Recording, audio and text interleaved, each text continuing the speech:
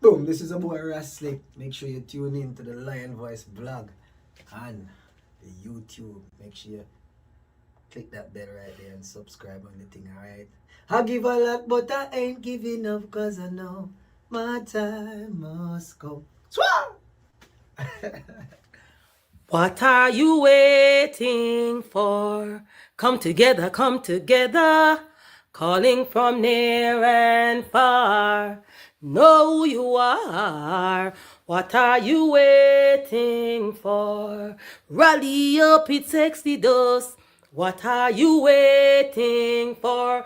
Ancestors paved the way for us. Yes, I am Ketis Oyonde, asking, what are you waiting for to come together? The time has come for the lions to tell our own story. This is the Lion's Voice. Yeah, man. Greetings, Rastafari, Haile Emperor, the King Selassie, the first, the perfect balance, Empress Menin.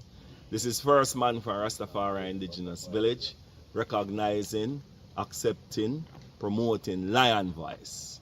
Yes, the voice of Rastafari, speaking about Rastafari, educating Rastafari, preserving, protecting Rastafari. Give thanks. Aye, Rastafari, mighty. The fittest of the fittest shall survive. My people, open your eyes. Wake up. Blessed love, this is Queen Omega representing for all lions and lionesses. With the lion's voice, we come to tell our story. Rastafari, live it.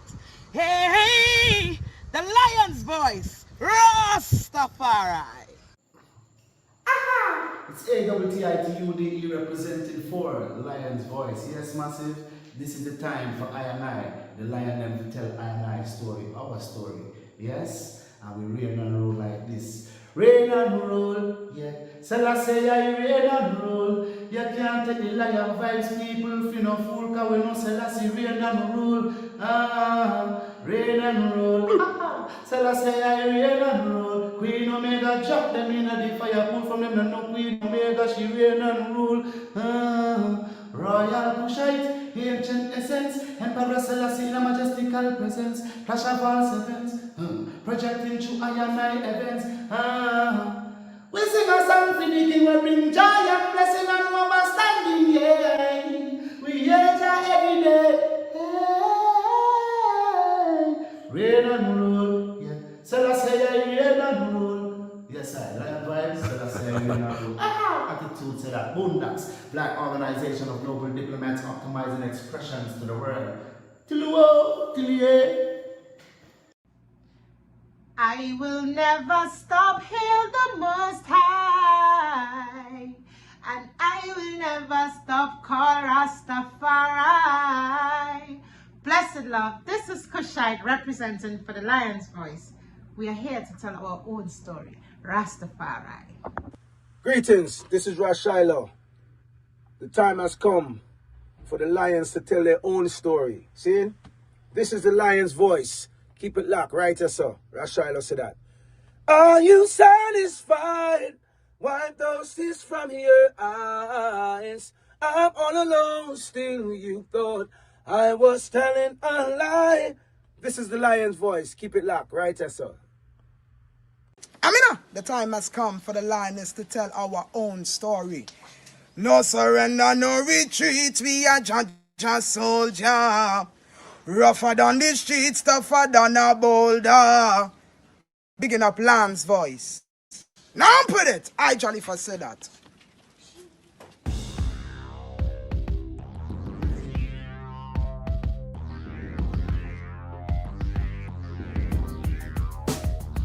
Well, Lion Voice, tell them that's the people first choice. Lion Voice, make the lioness them feel nice. Lion Voice, with the lion cubs we sacrifice. Lion Voice, got to show the people them the life. Lion Voice.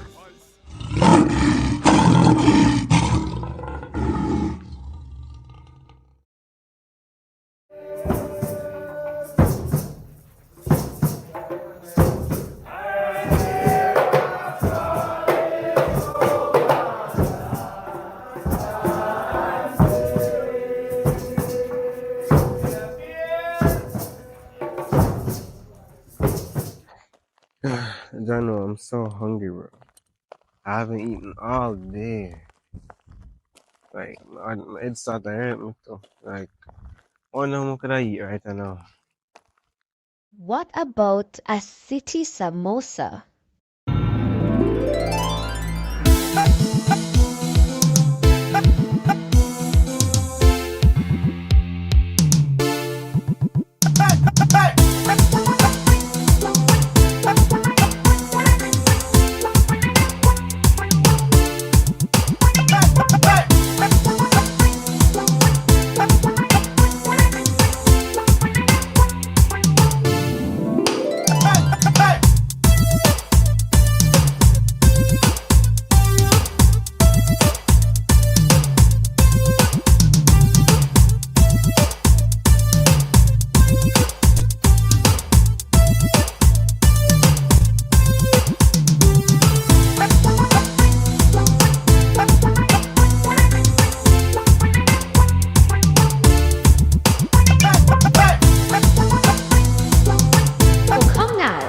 Get your samosa, a fusion of Indian, Jamaican, and African culture. City samosas, the best samosas in the city.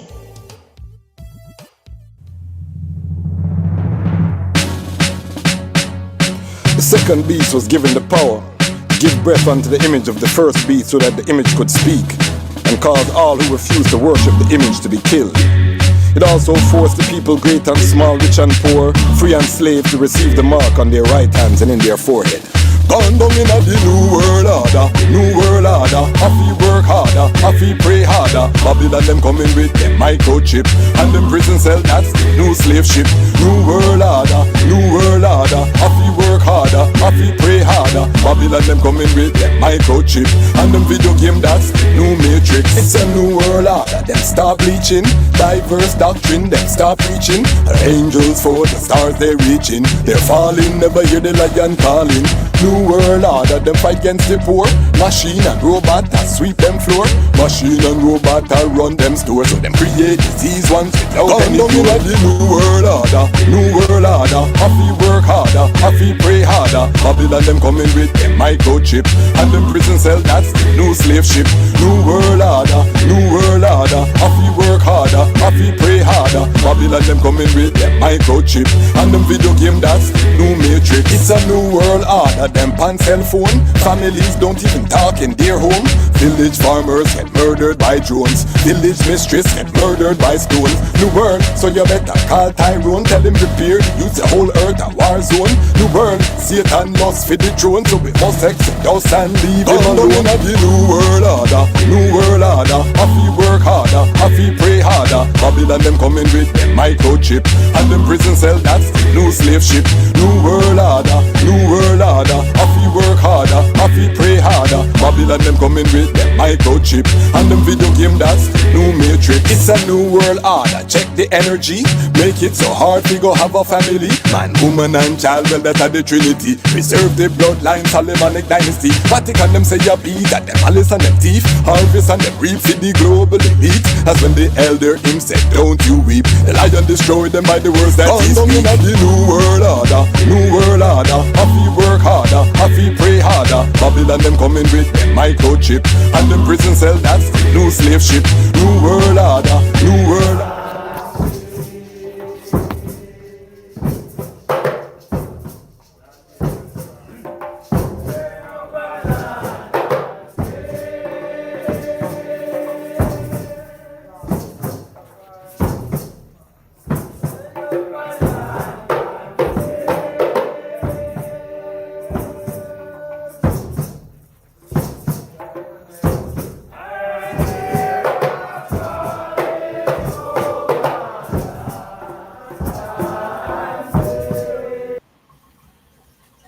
Greetings in that divine name of His Imperial Majesty, Emperor Haile Selassie I.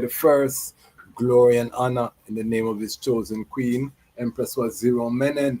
My name is Kwasi Bonsu, aka the Dejazmatch Kwasi, aka Ras Kwasi, aka the Reading Ras, aka the Pan-African Happy Man. I'm a creative industry attorney, I'm an author, I'm an artist, I'm an actionist, and right now I am the host of Lion Talk Live. Welcome to Lion Talk Live, and welcome to the Lion Voice Network. This is where the Lions are telling our own story. Tonight, we are taking some time to do a victory lap.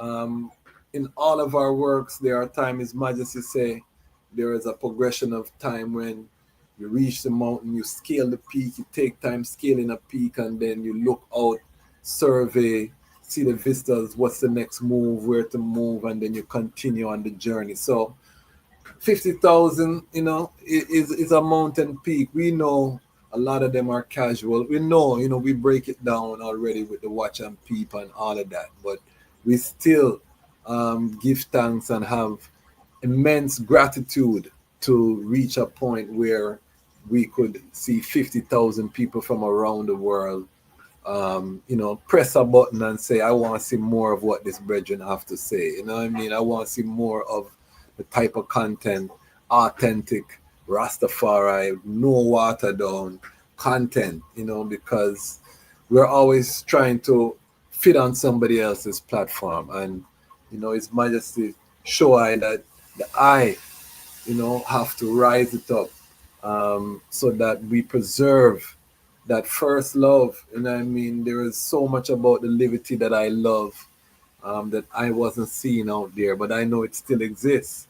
But I'm saying for a youth coming up, how do they find that? How are they going to find those reasonings and be exposed to certain ones? It's almost like it's impossible because everybody's on their phone, everybody inside, gatherings not happening like they used to.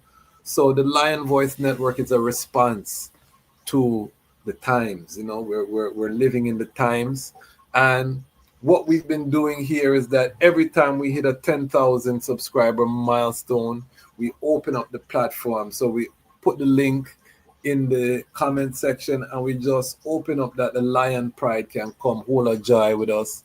We reason. And this is to replicate again. If you go to a Rastafari space, and you sit in, is a reasoning taking place, and you humble yourself and you jump in, and sometimes you have just one little piece for putting for the whole night, but that piece was so intricate because it's something that I know, that I study, and now you're sharing it with the gathering, and you are put there by the Most High to fill in that puzzle piece. So that's one of the cultural norms that we want to preserve here, and the Lion Pride has grown into something special to I. The I them remember we had Professor Kojo on the platform upon Wade, and he was saying he was a subscriber from before we hit 300 subscribers, and I remember them days, and the Patreon empty, and we just there chant. But we see the vision, we see it, in our heavens, but we just chanting it. We chanting it until we see one angel yadi in October 2022. First angel yadi in the Patreon. He's still a member of the Lion Pride on Patreon. I have to big him up every time. Ras Andre, big up yourself wherever you're there, and then we had few more chatting in those early days, and it hasn't been an easy road. We're still only at 41. We don't hit 50 yet out of 50,000 subscribers, but we see the growth now. August was our best month financially since doing the program across all the platforms. The ecosystem is slowly coming to life, and it's a joy because this is a family business, and we hope to be able to train our youths and have our youths working again to build a world-class media operation. So that is the vision. Rastafari, non-aligned, independent, non-aligned media. This is 50,000 subscriber episode tonight. We're going to be sharing the link in the description. I have some special guests that are going to be passing throughout the night. So we're going to check in with different ones, and wherever the reasoning go, we're going to ask some questions. You don't know high level, high frequency Rastafari Pan-African reasonings on this platform. But tonight is about the Lion Pride. And if you subscribe, you're part of the Lion Pride. And the Lion Pride is what we're calling this community. We have different communities. This community is a global community. It's all nation, all race, creed, class in the Lion Pride, you know what I mean? But it's one mission, one cause. It's a Rastafari mission, it's a Pan-African mission, you know what I mean? And we're holding that lane. We're ensuring that Rastafari is firmly embedded in the root of the Pan-African struggle. So when you look at the content, even though we have people supporting from all nations, it's going to be black, you know what I mean? That's just how I maintaining the order in terms of the root, making sure we feed the root because we know it's underserved. We know so many ones that never get a chance to speak or may never speak because they don't trust anyone to share with. But because I, you know, I am a frontline angel, you know what I mean? So ones know I'm rooted in the community. So a lot of ones who you see on this platform, this is their first interview they've ever given in life, you know what I mean?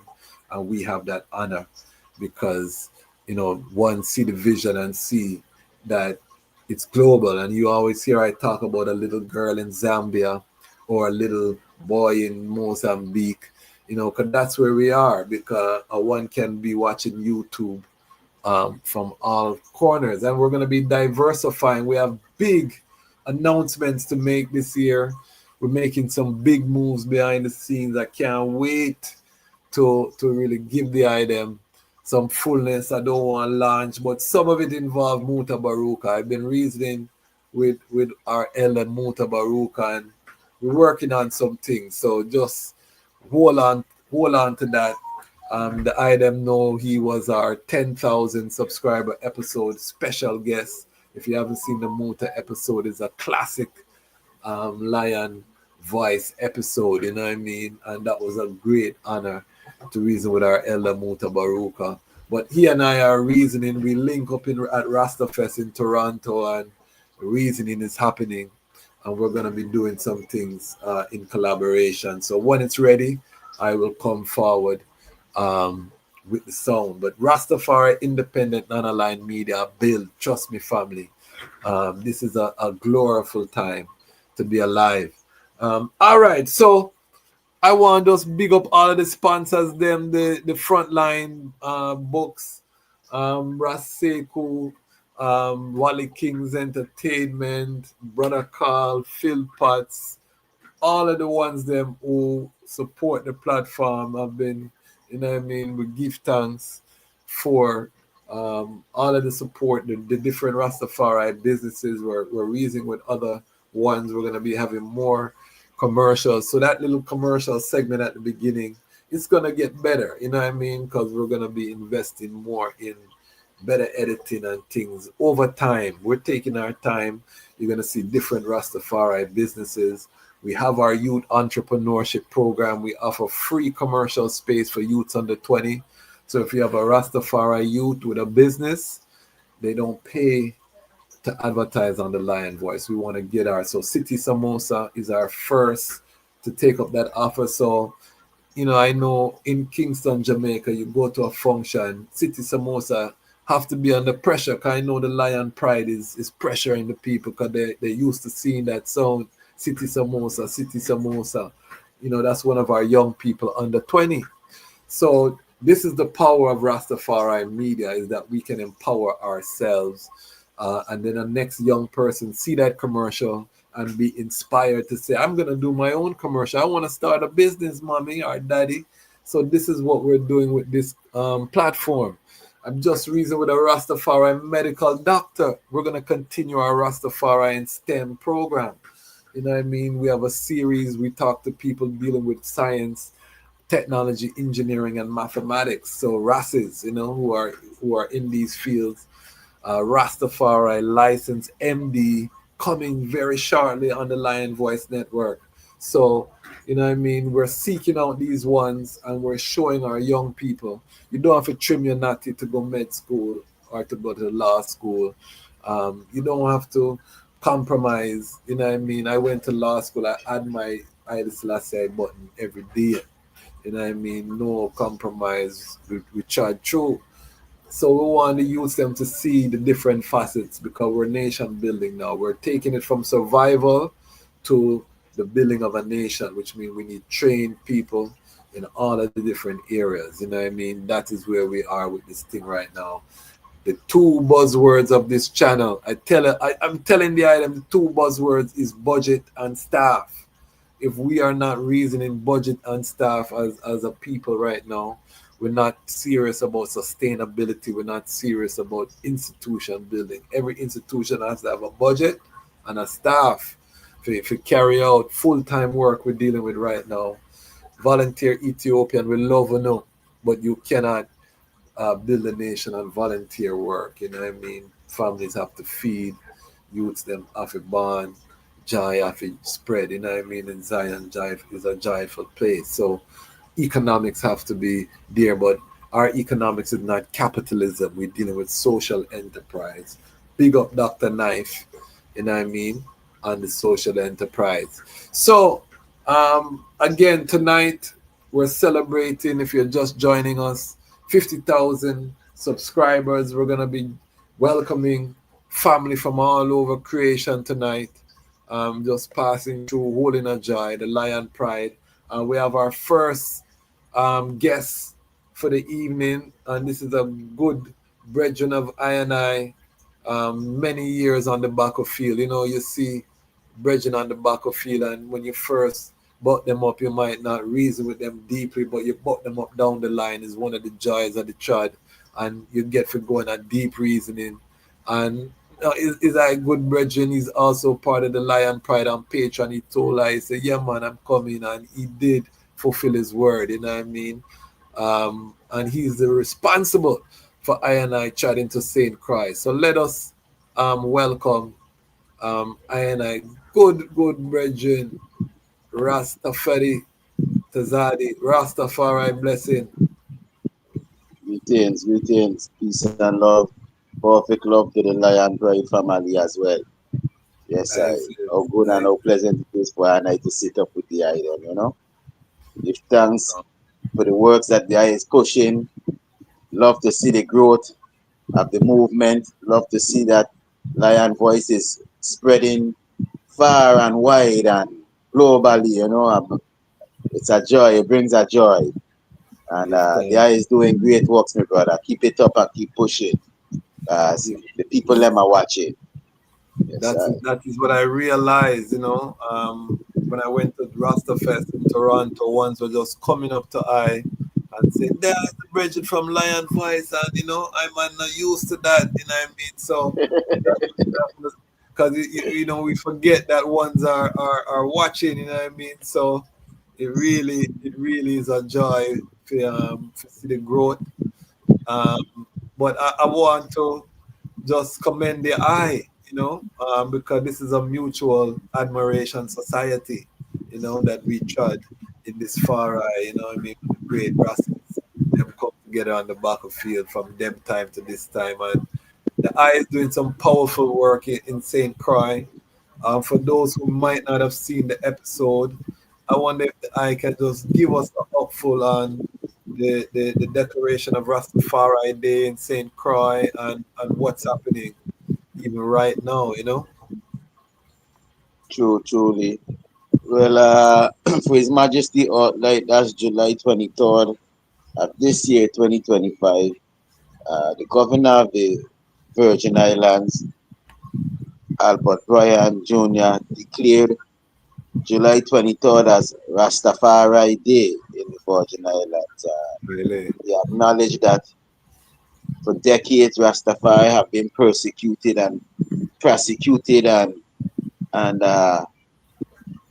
faced terrible persecution by the hands of our own government, I and I own people, yeah, which I and I would say I and I family, because it's I and I own African people that know each other.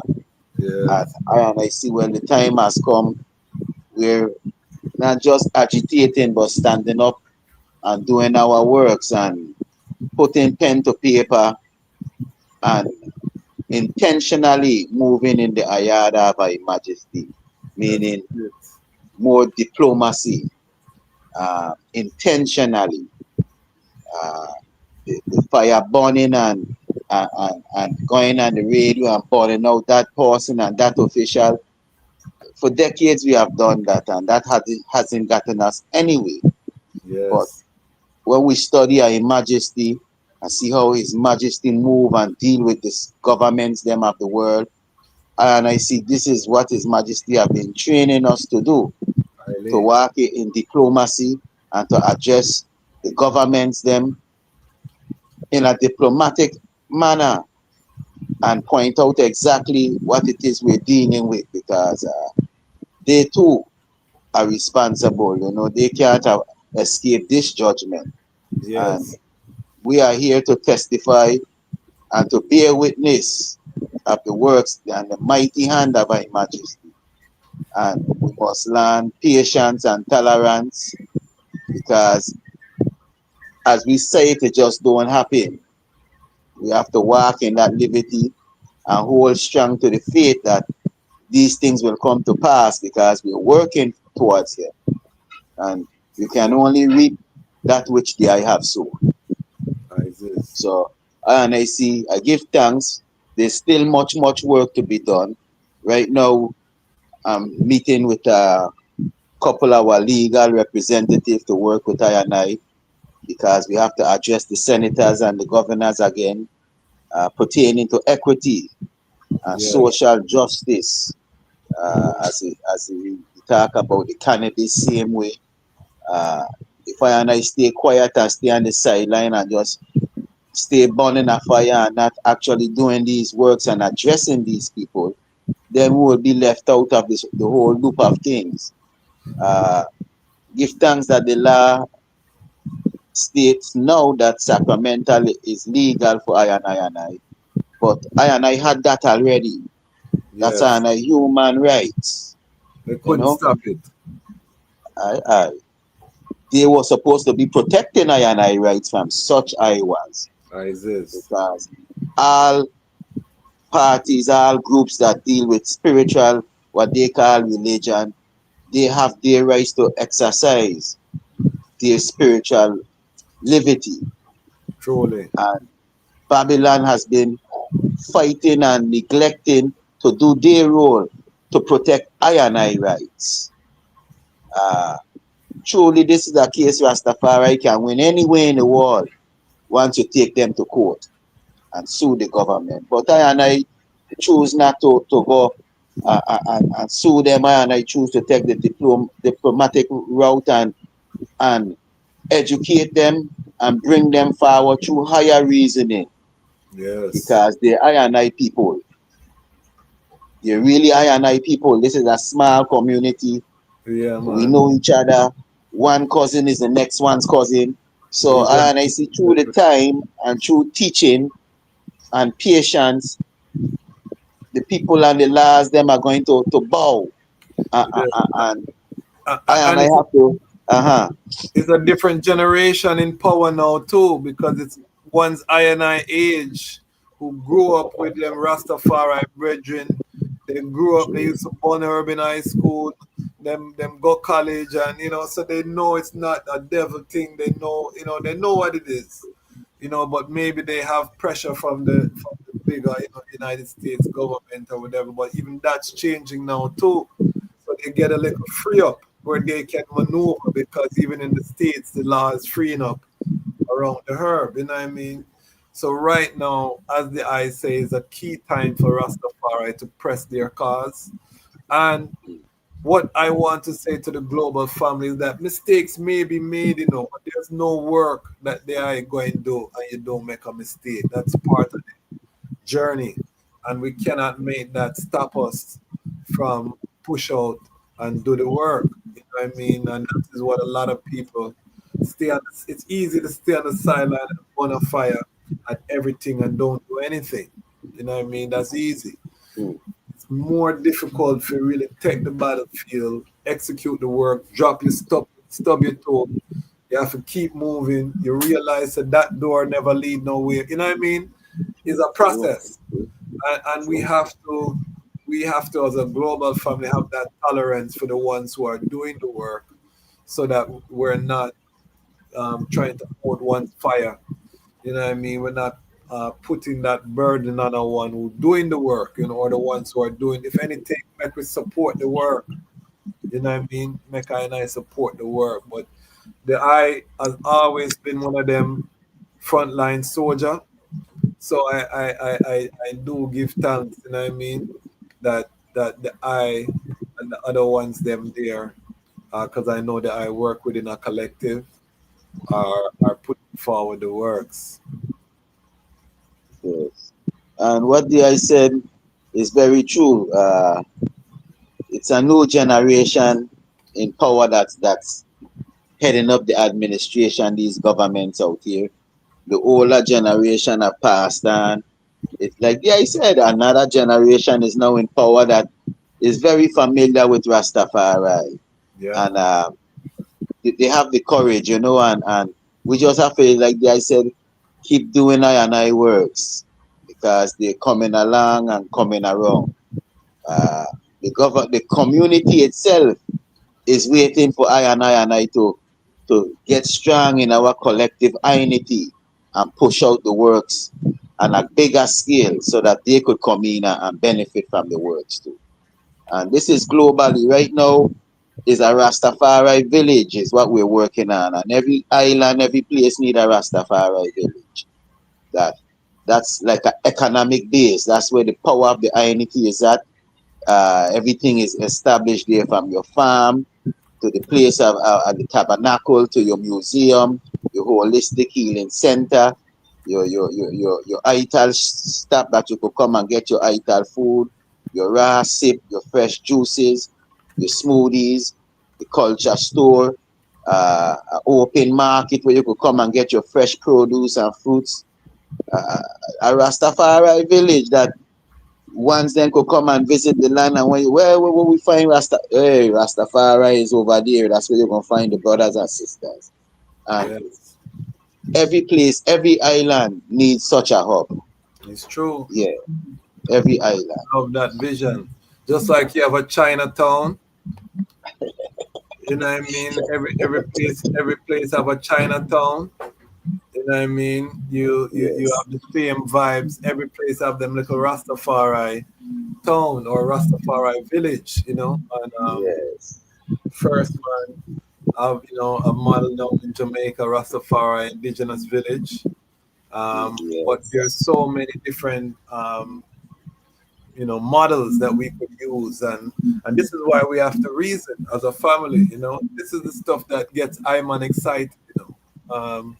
Is seeing the vision and planning it out and executing the vision. So I don't see how I want to have time to fight right now against your brother when No. such things, you know what I mean, when such things are in front of us for determine, you know what I mean. I don't understand it.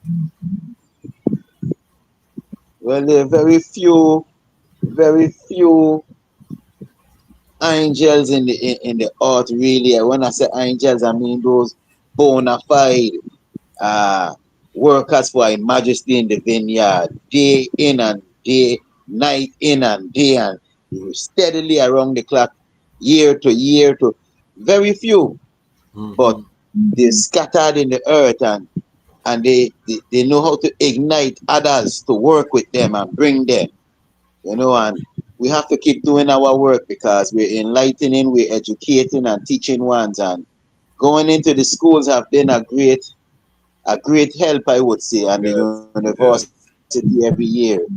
The youths them are really becoming more conscious of who they are as Africans, and conscious of the struggle and our accomplishments that we're making right now.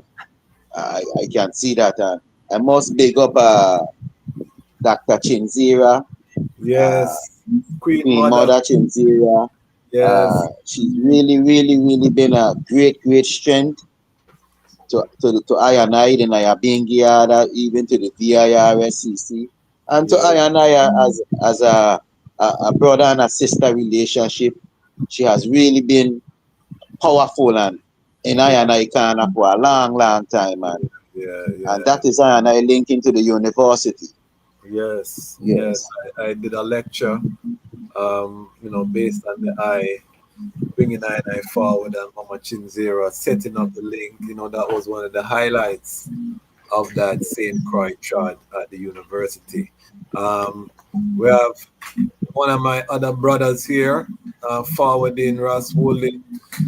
Tonight, they are them going to get introduced to Rastafari culture. When we sit up at a base, you know what I mean, and a reason, and a one does yard true, you know what I mean, and the greeting and and ones and we full up within the sacrament and we full up within the reasoning. Tonight, it's that kind of vibe right now. So Ras Woolley, they unmute thyself and introduce you. You're gonna Ethiopia. Ras Woolley is a man that like to travel, He's a man where we travel. Enough, watch it. Aye, greetings. No, a Jamaica that a Trelawney. Yeah. So greetings one and all. Welcome. Yeah, Rastafari live it every time. Greeting that divine name of His Imperial Majesty Emperor Selassie the First and his chosen queen, Empress Wazira Menin. It's always a joy for I to join the platform. Cause the Lion Voice.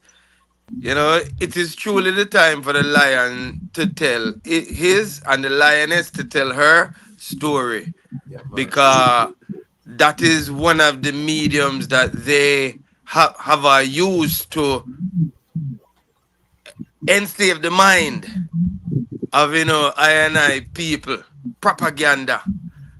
So just like the Honorable Marcus Mosiah Garvey utilizing the newspaper to really reach and empower the people. We are in an age where, boy, social media, even if you're antisocial, you can be the most sociable person.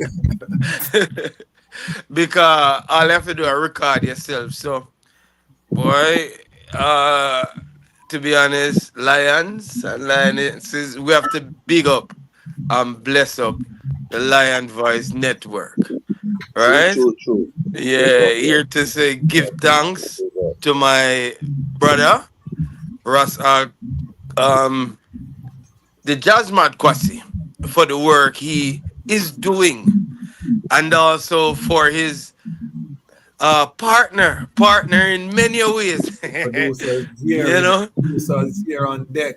Yes, the producer making it happen, and also the youth them, Tafari and being there supporting and Family making it business. a family business, pushing through. So we have to acknowledge that, and we have to give everyone their accolades, because I am telling you, it is no easy task to obtain 50,000 followers on YouTube, much less anywhere else. In real life, you might only have 5,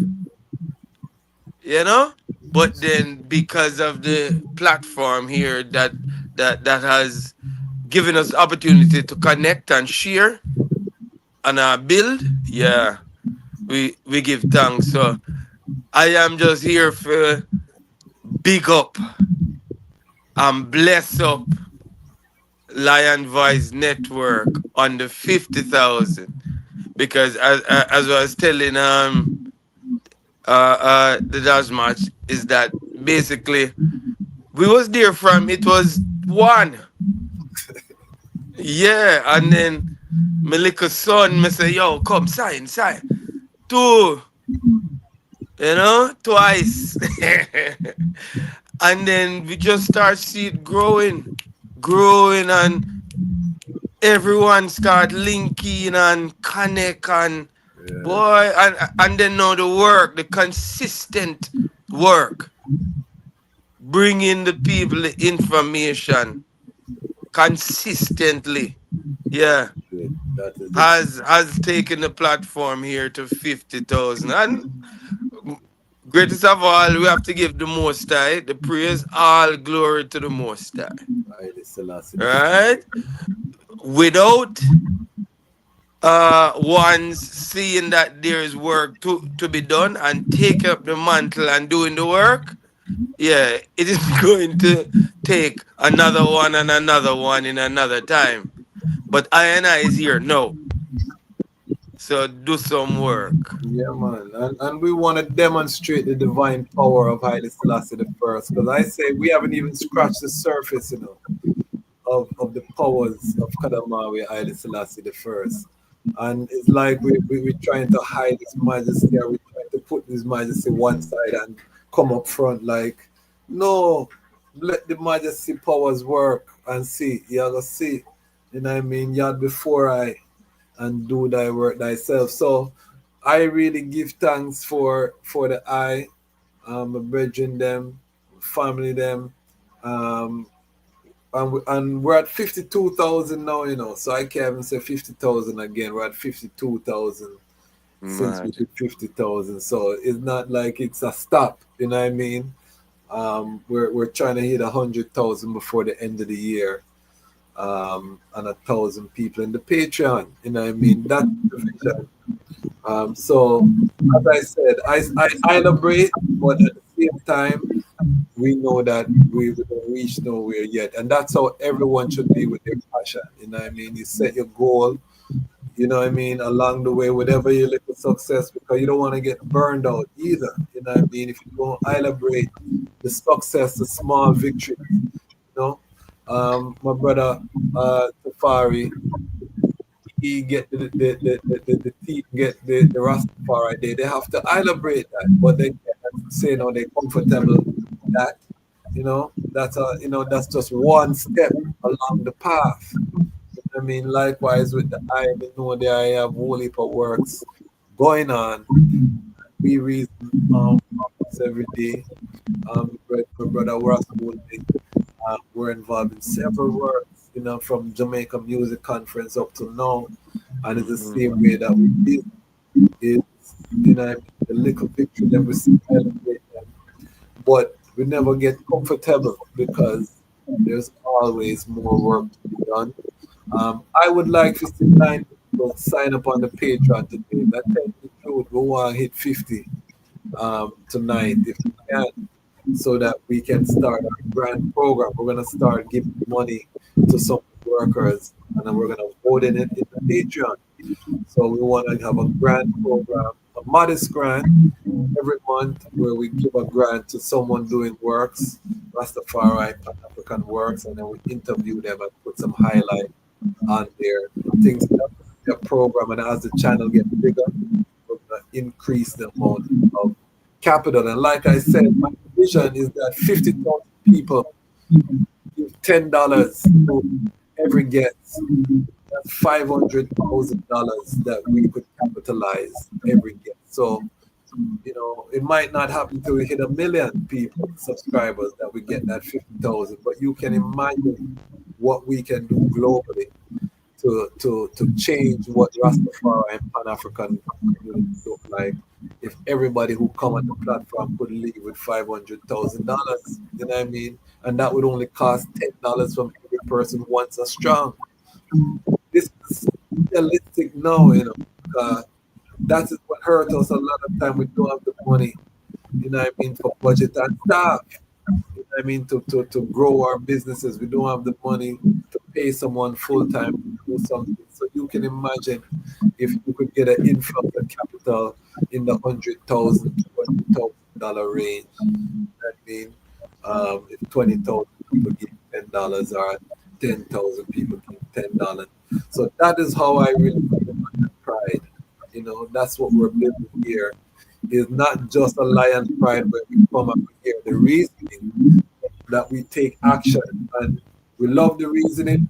We're gonna drop a money on the eye because you're working on the battlefield. So you come on the program, your bank account will start going, you know what I mean? It's just your bank account just start, your cash up just start paying. You know, that is what we want when we bring people on. So that we and then we will hold them accountable. You have to hire some Rastafari people. You know what I mean? It's not just we get the money and then we see you with a Rolls Royce and a Rolex. And you know what I mean? You pose because you're there on Lion Voice. No, we want you to take that money and invest it in your business and hire some people.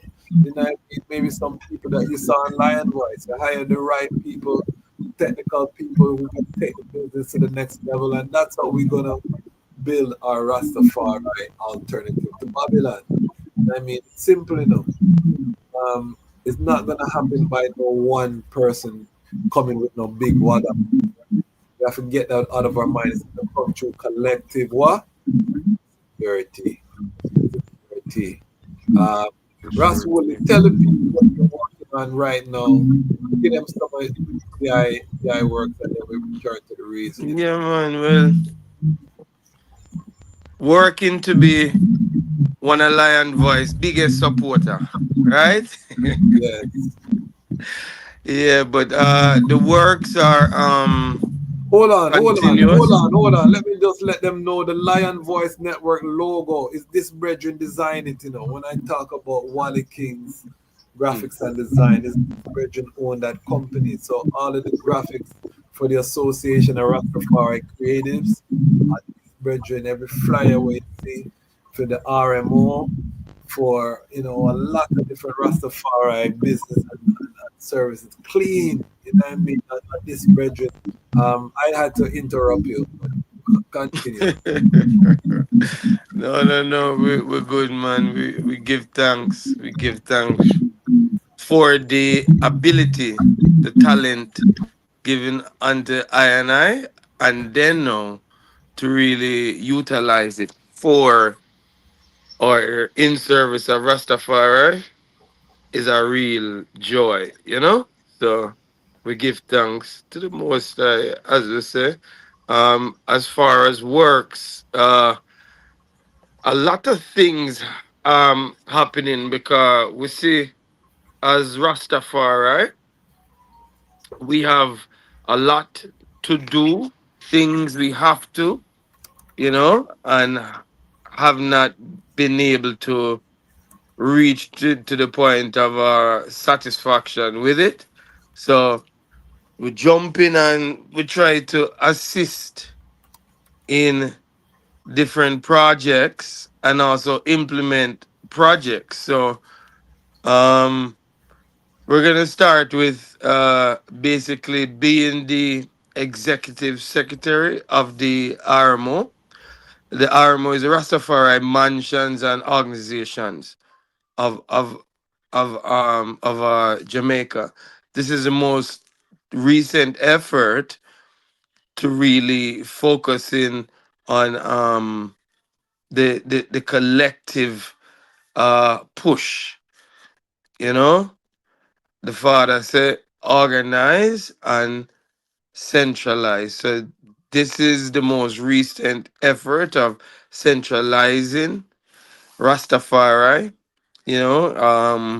building Rastafari unity, and we, I really have to know that such a task is not going to be you know, a easy task, but then I have to fulfill the works of His Imperial Majestic the Father. Say that is what we're supposed to do. So we're doing it, and within that, assisting the RMO with its digital experience, the social media, the website, and also as my brother shared the graphics, and making sure that we are functioning leaders, not just sitting around and not saying or doing, but doing more than we say, you know?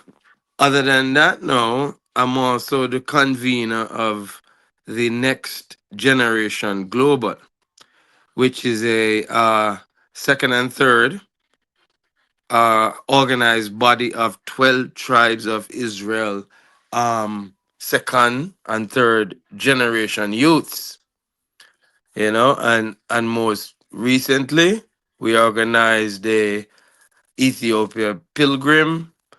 Three persons were able to travel as a group, a small group, to to Shashamani, and definitely toured Addis Ababa, Shashamani. One of my brethren them even perform on the 12 tribes of Israel celebration on July 23rd. So we're looking to make this trip twice a year. So the other date that Ones and Ones is looking at is October, the last week of October, so that I and I can be in Ethiopia for November 2nd. That we can join that celebrations or all of the celebrations again and function there. So it's much more happening. But we just share as much so that ones and ones can know that certain things are happening, and you know not to say too much. So No, we love that. give thanks. We love that the idea of keeping that Ethiopia flame burning. You know what I mean? The tours to Africa are key. Big up Priest Isaac out of Antigua. I know they're preparing for a tour. I don't think they have. I don't know, but reach out to Priest Isaac. They were taking a tour to the African Union CARICOM summit. Okay, So right. yeah, that's taking place. I think this month. So Hmm. a lot of things are happening, but big up the Next Generation Global, big up the RMO, big up all of the works and the Association of Rastafari Creatives. I did a presentation on personal branding that was so key, and that's one of the things that we're going to be looking at is trying to help our global family um, with their business profile. You know what I mean? Because in ancient days, as a man, every man had their own business, their own trade, their own skill. You had your family brand, all of these things. These are ancient things that we have to bring them forward because we're talking about self-determination. And as a man, it's good when you can be self-reliant. You know what I mean? You have your own business, your own trademarks, your own intellectual property, your own logo, your own, you know what I mean? You're selling products or services under your own stamp, and it all goes forward to your personal brand. Ras Woolley is a brethren where he helps people, he does consultations and works with people to develop their brands for their businesses.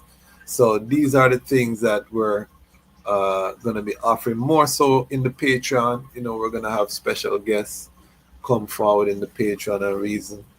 But if you're interested in that kind of upliftment and development, then you need to join this community because what we want to do with the Lion Pride again is create an economic force, not just a cultural force, but an economic force. Because the pathway to collective power lies with cooperative economics. You know what I mean? And that is critical to where we have to go. We're moving into an industrial phase of Rastafari, meaning we have to build a school, we have to build a health center, we have to build a hospital, you know what I mean? And to do that, it takes capital. It's capital intensive to develop. Sanitation system.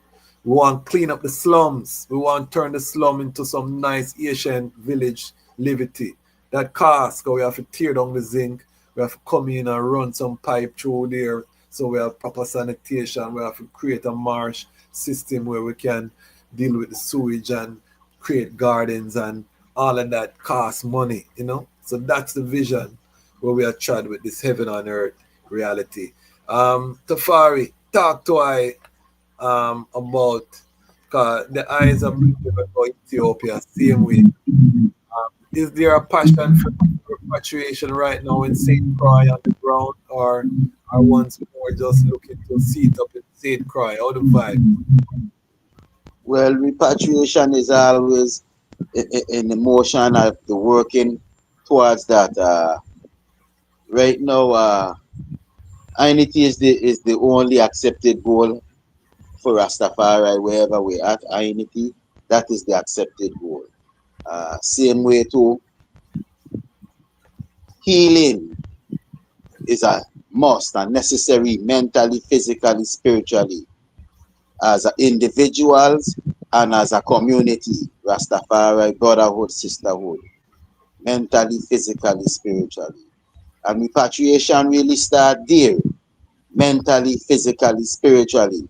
For myself, I was able to travel to Ethiopia. That was 2009. And sat up there for almost 3 months. Was able to sojourn the land from Addis to Shashamani to Lake Tana, Wanda Guinet, Bahadar. Really was able to sojourn and go and look for ancients. You know, I was able to see at that time Bongo Nigos. At that time, he was the eldest patriarch in the Nyabingi house. Yes. At that time, and since that time, he did transcend, but I was able to go and look for him. Also, Congo Rakai, Mama Baby, I was also able to go and look for them and sit up with them in Shashamani at the tabernacle.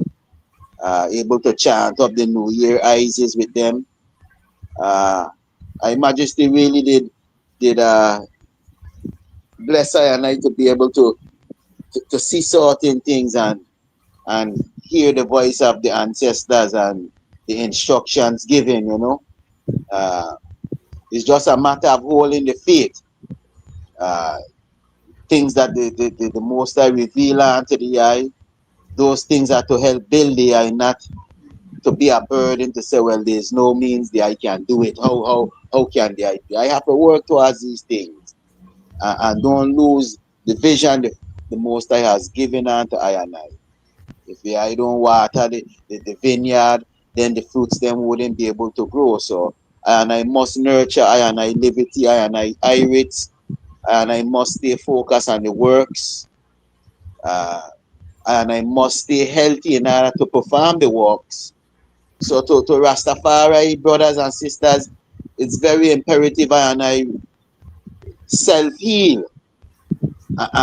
and help strengthen and I health-wise.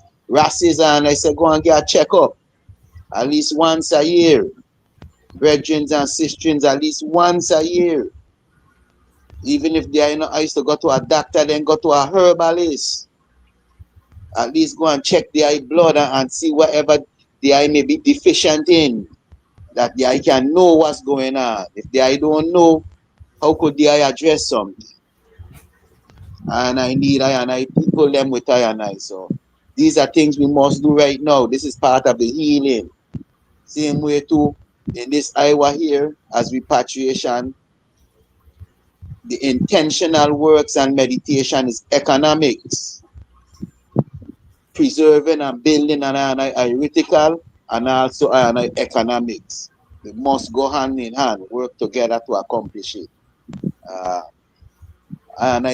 This is what we're working on in Singrai.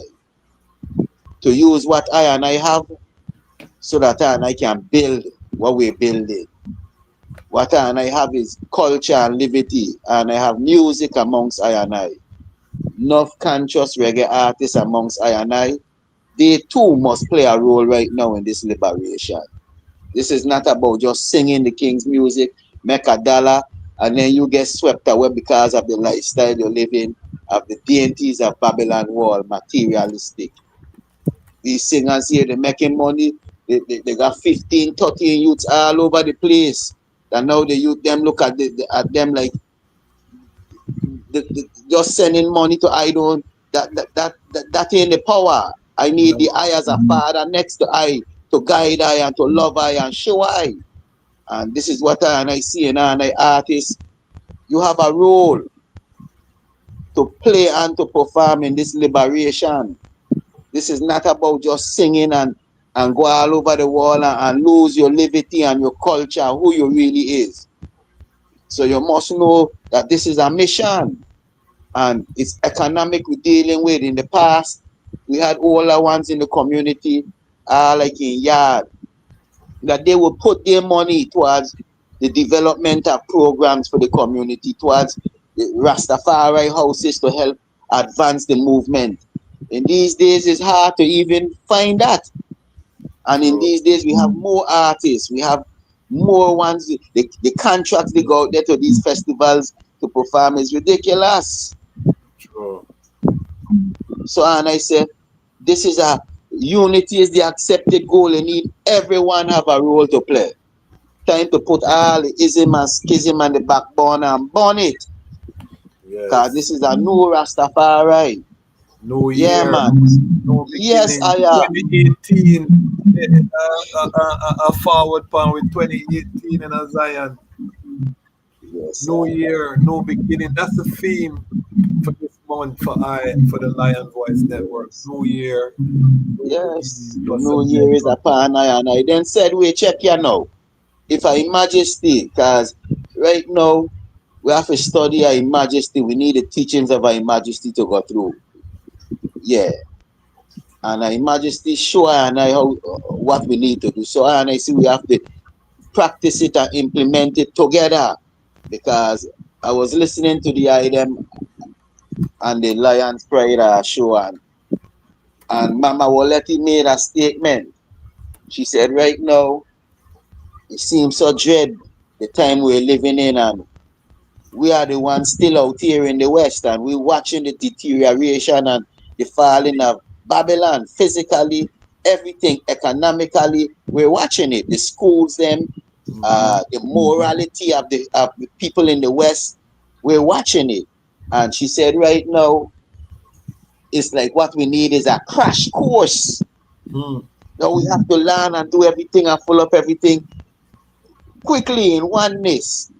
And that brought me to say, well, yes, the crash course is actually the oneness, the unity, the coming together, that true oneness. Not, if His Majesty could forgive the Italians them for what they have done in Ethiopia and said this is a new day in Ethiopian history.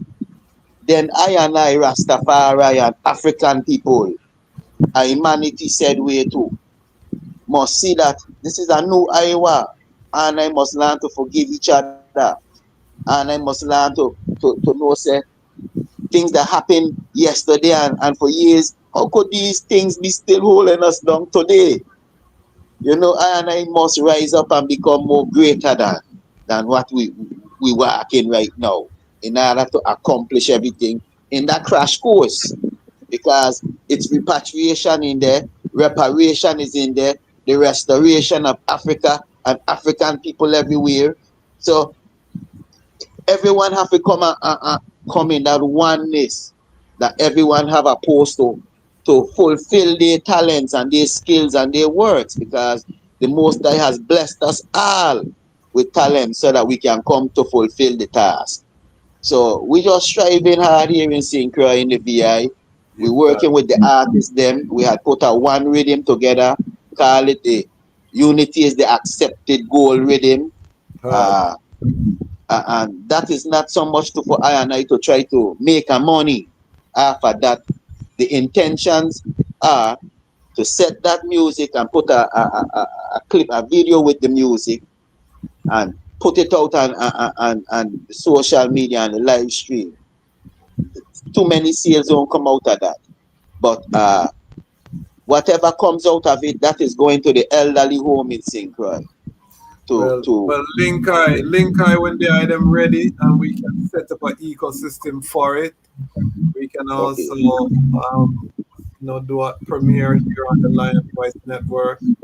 We can push it out with the item. So use iMan as a reference and a resource, because that is something that can generate some revenue for different streams. So just link I know, and we will see it up with the ones them, and we share some of the knowledge. I want to big up them for that effort, because singers and the players on the shall be there, and they're one of our greatest resources. Currently, if we can really harness that unity amongst them. Africa first say, Haile, Selassie first, and Empress Menen, Asfa, Akashic Records, Lion Pride, and Patreon. Tuned in, bless up one and all, tuned in from Atlanta to celebrate 50K subscribers and this platform, which shows the power of collective security. Give up the itself, Akashic. Really full joy reasoning with the brethren. We also do consultations as well, and the brethren and I have been able to reason. And he also has a powerful channel and a program, Highly Constant. Rapidly, I think they are up to 40K doing your thing as well. So this is a mutual admiration society, and build from strength to strength. You come into the Lion Pride. I'm going to share everything transparent with the item so that we can grow together. Give thanks, big brethren, to Zadi, big up Grassroots Live. If I could have 1,000 a day, I would tell you, you're unstoppable. Grassroots Live is one of our Lion Pride on Patreon, representing Northern Kentucky. The brethren, only for strength, These are the ones that make this work full. It's one that they can eat crackers and drink wine, representing the blood and the flesh, but Rastafari can't take it without trouble. It's a violation of fundamental human rights. As the brethren say. So give thanks, Grassroots, with the $5 contribution. Big up yourself, Grassroots. Give thanks, big up Lion Voice, Lion Pride. Share the reason, interact in the chat, and bring the celebration. Yes, if you're just joining us tonight, we're celebrating 50,000 subscribers. We're at 52,000. We didn't stay at 50,000 long. We just say hi and we keep moving. El Paso, Juarez, Mexico, tuning in the Lions Voice Network. Golden Age, yes, the golden era. Redemption, Rastafari, redemption. Share the vibes. Grassroots, I love it. I love it. Ras Maisha, we dropped the link in the chat. The link to come up on the platform is in the chat. We're having a reason with the Lion Pride tonight. So click the link, just turn on your camera and join the reason. Tonight is not just about one or two guests. Ross Woolley passed through already. We're going to have some special guests passing through at different times during the evening. My good brethren, it's here with I and Lion Pride on Patreon, same way. So click the link and come in. Let I hold the reasoning, because right now it's all about solutions. And that's the next thing. As a Rastafari brethren right now, if you're in a reasoning and people just come in, you need to take away yourself from those spaces. If there's no solution or reasoning happening, take away yourself from that. That's a low frequency vibration. We're responsible for how we vibrate and who we vibrate amongst. And there's a saying, show me your brethren and I'll show you who you are. So if you and your brethren just complain and there's no work, you're not talking about budget and staff, you're not talking about executing for work, that something is wrong with the child. You have to have self-evaluation. Know that I'm in the wrong spaces. I need to, we're talking about solution. And a masculine man doesn't complain. It's a feminine, no man is feminine, but it's a toxic trait. That's not feminine to complain either. And, but that complaining is not masculine really either. The truth, you know what I mean? And we'll come up with a solution. You know what I mean? Yeah, what block us out. Yes, let's say solutions and economics is a high priority, said we, for all of I and I. Yes, Not I. individually alone, but as Rastafari families. And I say, His Majesty said, I and I must create new trends for the Yes. people and the community to follow positive things and uplifting things. So I and I saying like how in St. Thomas, We Grow Food Organization created the Rastafari Fair. And that's an annual thing rolling now for about, I would say probably over 25, 26 years. And it has grown. Thousands of people come in from all over the Caribbean, from America as well. Yes. That has been so powerful. I hear Bingi Shan said when he visited St. Thomas and went to the Rastafari Fair, he was very much inspired, and that brought about the Habisha program vision through that inspiration. And I here is creating events and annual things like right now we're working on for around the Empress Menin time in April. We'll have what we call the Ital Vegan Fest, which basically surrounds I culture again. Okay. Food, and we'll have specialties in certain categories of ital entrees that we could judge them as well to see well who got the best taste in peace ball, so to speak, and certain things. But this will be ways and means to build economic annually and to grow something that I brought forward to the table to the people. Also a way to highlight Empress Menin walks and liberty and the qualities of how to move in the light of Empress Menin.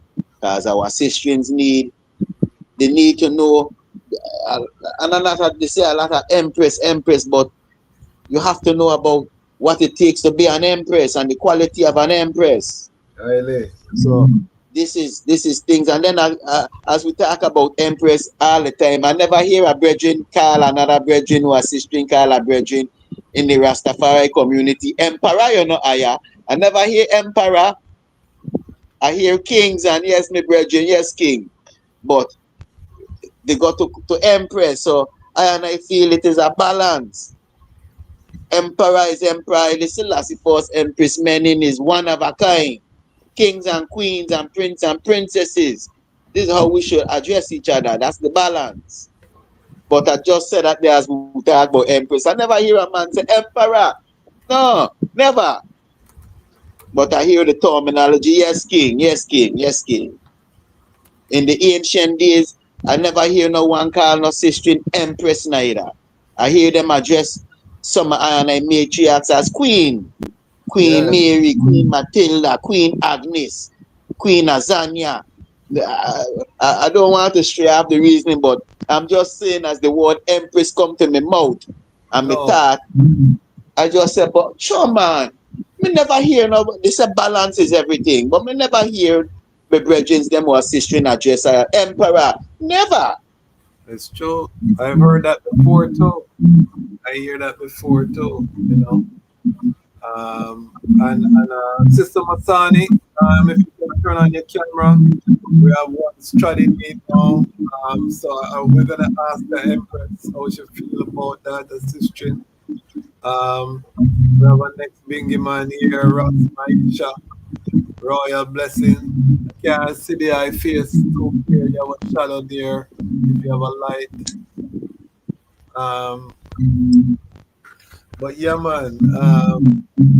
Yeah, I know. Yeah, I know. Ras Maisha, Rastafari.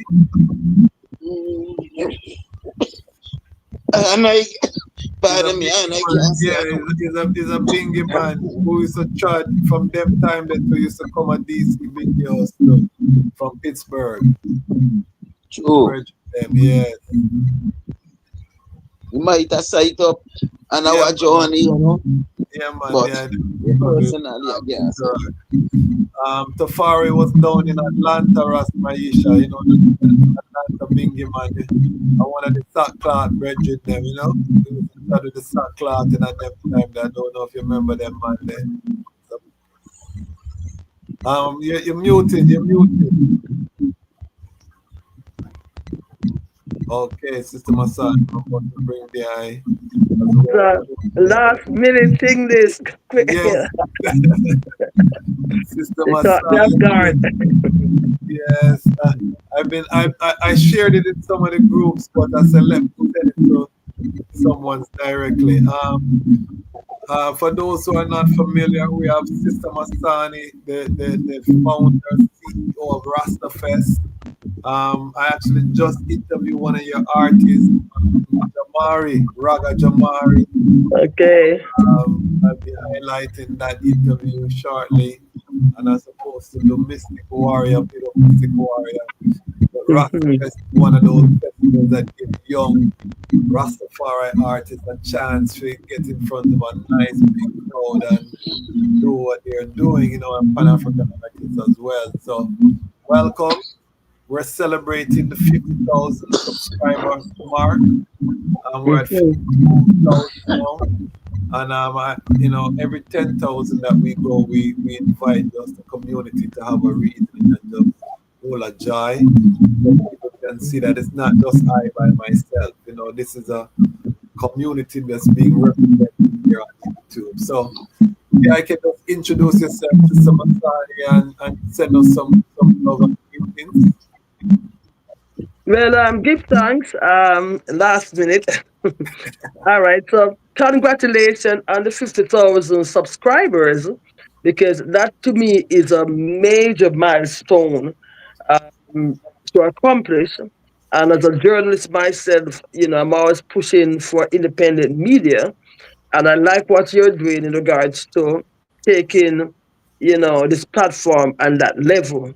Because again, even as a media person myself, it's very difficult out there to even sustain, you know, a platform, you know, and things like that. Again, for those who don't know, I'm with Masani Production for the last 45 years. I'm with Rastafest for the last 32 years. And between Rastafest and Masani Production, I've been working in the Rastafari community in Toronto and also in Jamaica. So I do both, you know. You mentioned a few things that you interview with some artists. And Yes. what a lot of people don't know is that Rastafest in 32 years, we created a lot of employment for young people. And why I keep on stressing that is that people come to the festival, they come and have a good time, but they don't realize that we create employment opportunities for young people and also other people as well. Because when the Rastafest, when Masana Production was created 45 years ago, it was for me, it was because when I graduated as a journalist, I figured nobody was going to employ a Rasta journalist. Remember, you're talking 1980 here, right? Yeah. Things are different now. So I wanted to create employment for myself and other people looking like me, whether it's a black person or a Rasta person. So through the years, we've been doing that a lot by employing young people, as you saw in Kwasi when it came to the festival a couple of weeks ago, and also for artists like Raga Jamari. How he came on board was we have a Rastafari showcase competition, and listeners chose him. And what we did, we sponsor him, sponsoring in terms of a plane ticket, accommodation, and stipend. You know what I'm saying? While he was in the city, right? We only do that to one artist per year. On the local side, we do a lot of emerging artists. Again, the idea is to showcase young talent in the community, whether it's in Canada or Jamaica, on a big platform, right? put aside the artist part of it. We have long-term programs such as the Rastafari Scholarship, where we're looking to sponsor a Rasta youth from Jamaica who's looking to come to university. And the university we have in mind is York University in Toronto. We are also, um, working, with CERLAC, that's the Center for Latin American and Caribbean Studies. So through the York International CERLAC program, we're looking to sponsor Rasta youth who looking to study at post-secondary education and who needs that kind of financial support. So Rastafari have done a lot in terms of supporting the Rastafari community. Masana production, we have done a lot in terms of bringing people to the not only to the festival but also, to to create generational wealth. My big thing is generational wealth. When we say generational wealth, we should be planning for 50, 100 years, 200 years. Other races are doing it, we're not.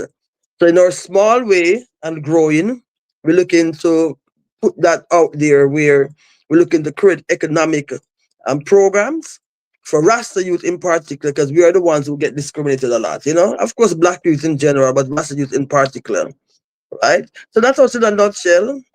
I don't know what the platform is about. I don't know what the reason is about. But that's us doing what we're doing Yeah, in Toronto no, right now. we're just holding a joy, a reasoning. We're introducing the people to Rastafari culture. You come on a Okay. Rastafari ends and one's gather, one's reason, the reasoning go different places. But we all a joy. For the 50,000, again, we want to just show people that this is a community, and you never know who could pass through. A man like Ras Zola could just poop up on you. You never know. Again, we want to just show people. You know what I mean? What could have happened? 1 second, Ras Zola. Ras Maisha. The one that I introduced there myself. Hold on there. We're getting some feed forward. But Ras Maisha just introduced there myself and there I work. One of the great artists, visual artists. Yeah, man. Give thanks, Rastafari, love, Empress Menin, Rastafari, blessings every time. Ras Maisha from Falmouth, same way. Rastafari youth, Twinkle Brothers Junior, musical ambassador, visual artist, graphic communication. We are youth work also, Love Overall Foundation with Kimani Marley in a Falmouth Youth Soccer Club, Falmouth United affiliated also. So, and we are carrying on the works from the 90s, late 90s, when we exit school, high school. So we also have the Pittsburgh Nyabingi House since around roughly the year 2000. I and I are one of the youth priests within that, and we also eventually tried in at the Bobo Shanti Light same way. So, we are just all around Rastafari youth. We're always willing to help and stand for the right of Rastafari anywhere. Also, the youth advocate for the chaplain in Pennsylvania for prisoners also, So yes, I. Mighty strength. And we give thanks. And I know this brethren from early days, Chadinaya Bingi, in the early 2000s, the brethren them used to come into DC from Pittsburgh and all that joy with we. You know what I mean? So we give thanks to even see ones. And Rastafari is like that. You meet someone along the journey, you don't see them a decade, you bought them up on the battlefield somewhere else, and you hold the joy same way, Ras Zola, please just introduce yourself to the global family. Any sound there I want to say? Yes, well, I give thanks to the Almighty Karmawe Haile Selassie and Empress Menen in the true balance. I just come on, I just catch a little piece of my sister in Masani. We've been in this city for a long time, come meet Masani in this city. But first and foremost, I like to give thanks to Lion Talk 50,000 Lion Pride strong. Much respect, honor, and glory to the iWorks, And here at the Global Lion Pride, I really give thanks that I could come on and say a few words because um, to have a platform like this, growing from strength to strength, I give thanks because as an international community, we really need to have these international connections, connecting to each other. As Sister Masan was saying, we got to create employment, we got to create generational wealth in our community so we could be strong to deliver this conscious message of healing the world. So I'm on as Razola. Originally from Guyana. I like to say the northern coast of the Amazon rainforest, more appropriate because I know they have a lot of haters. This called Guyana Small Island. That's okay. We got some rivers we could hold in Barbados. Trust me. At the top of the Essequibo River. But anyway, other than that, it's pure love as Rastafari. They're all over. So I give thanks to see that, you're reaching all these areas, Africa, Caribbean, Latin America, everywhere. So I'm on in this city since city of Toronto from around 1977. As soon as I reach up in the city, I give thanks. King Rastafari bless me to be in touch with the right people. Because I come here around in the spring, around April. And by the time of June, I was in this group called Truths and Rights, pure Rastafari. And it was a blessing and an honor as was at a community center called Imikan. We find not only Rasta, but a set of conscious black people, people like Atta too, Umfro, and many, many more who was a good strength to I in my learning and my understanding how to try through this city. I know Masani familiar with that. Masani used to pass through too. It was like the headquarters, and we was in the Regent Park community. This is the first public housing in Canada. The public housing in America, it was called the ghetto area. That's what it become. The white folks used to live there, but when I was here, mostly with black people used to live in that area. From strength to strength, I get involved. Masani started a group called the Rastafari Cultural Workshop, and one of the programs was to make sure they could gather Rastafari, and I was part of the coordination of the first International Rastafari Conference, supporting Masani doing this work, and I give thanks because it was historic. Historic. Yes, and so from them time there, as I say, I think I did an interview before and I tell them when I come up here as a ballhead, but I was rusting GT1 and ballhead. But when I know I was going to Canada, I didn't know what coming to meet up with. So I said, Zola, slow down a bit. Make sure you reach up here and things settle. As soon as I settle, the same first year, I said, just knot up and move forward, working in the Rastafari community from time to time. The band was pretty popular in Canada. I would say one of the most popular reggae bands. We was on all them big TV stations, whether it be CTV, CBC. I give thanks for that journey. It carried me a lot of places in Eastern Canada. Okay. And we had someone who was managing the band. And from since then, I never see another person who could promote reggae and manage reggae and make it reach another level is Babsy Grange Walker, the minister in Jamaica. She did a great job up here.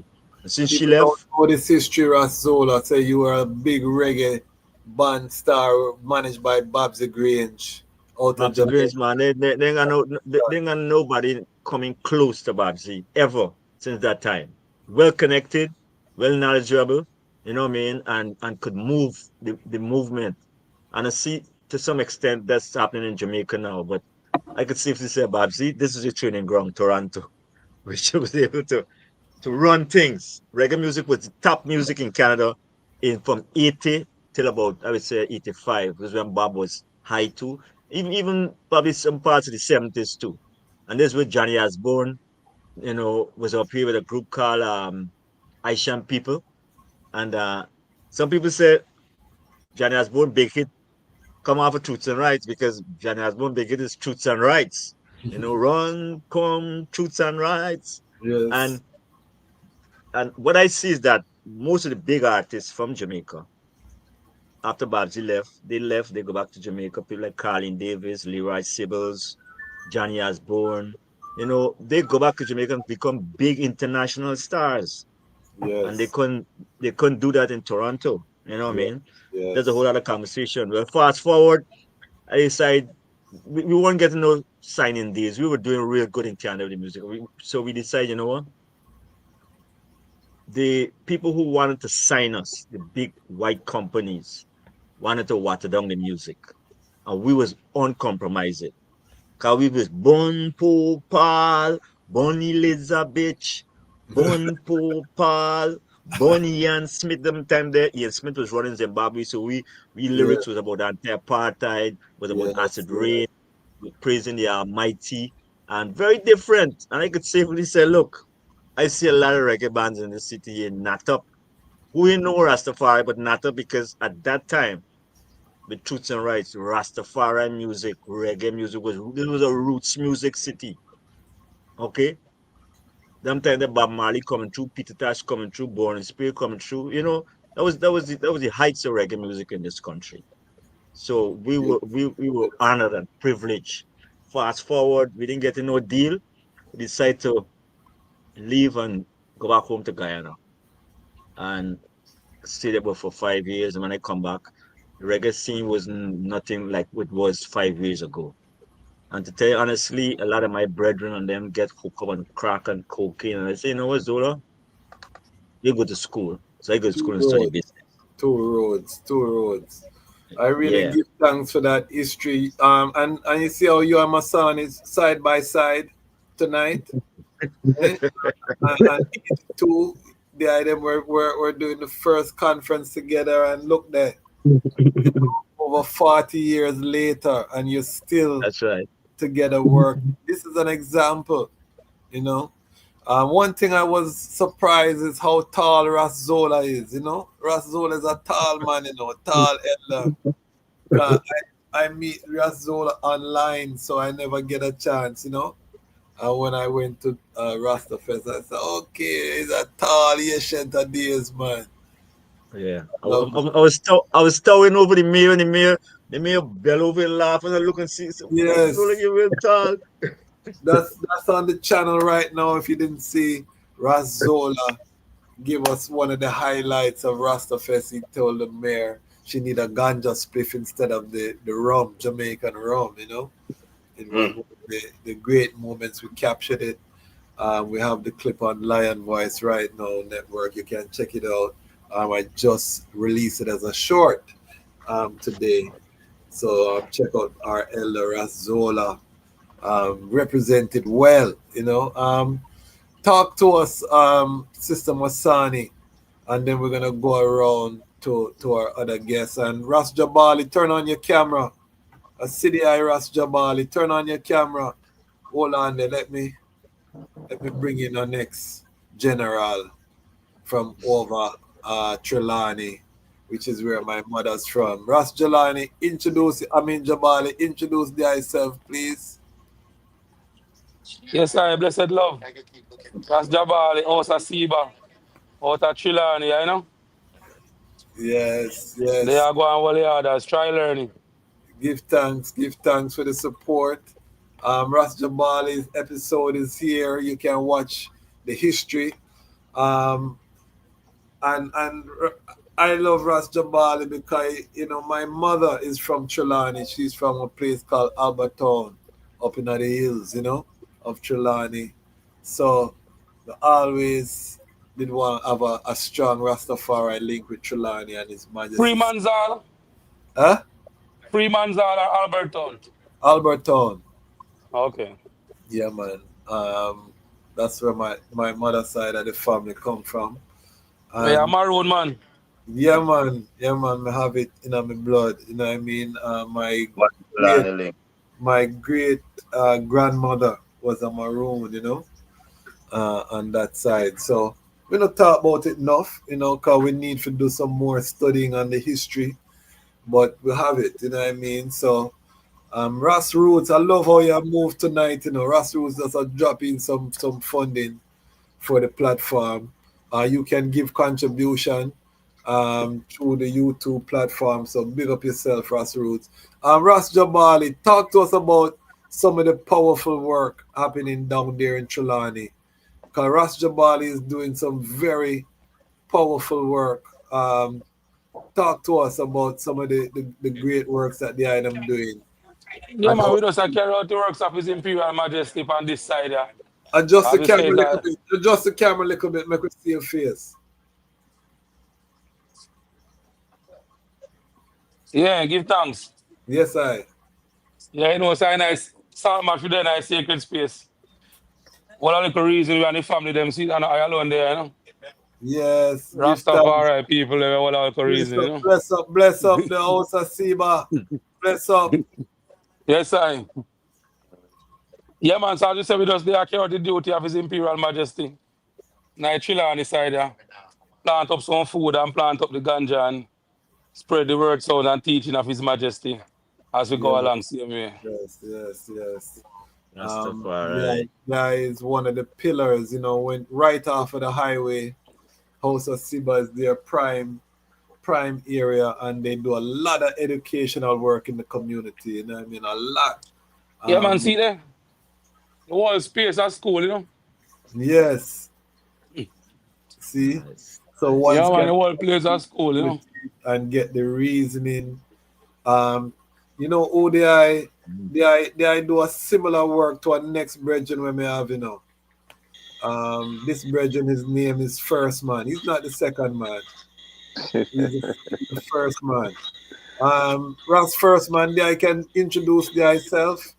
Yes, I. Blessed love, man. Nice to see the family, and want to give thanks to first Emperor the King Selassie the first.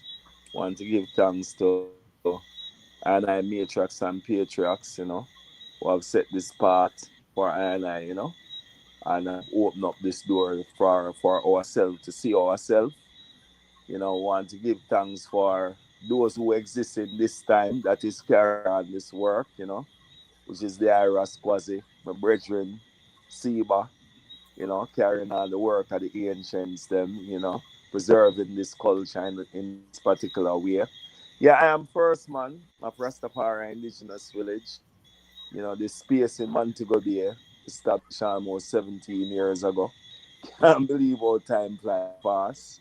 And just doing the very same thing, just exactly like the lion voice.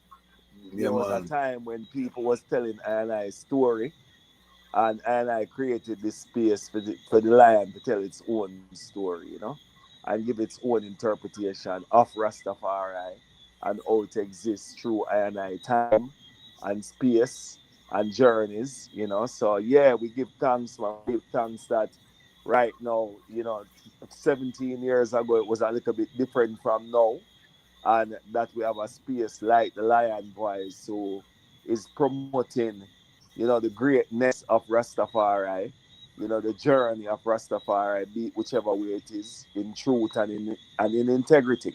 So yeah, man, I give thanks Fireball for the ongoing, what would I call the 3 Ps, to Yes. protect, to preserve, and to promote this culture.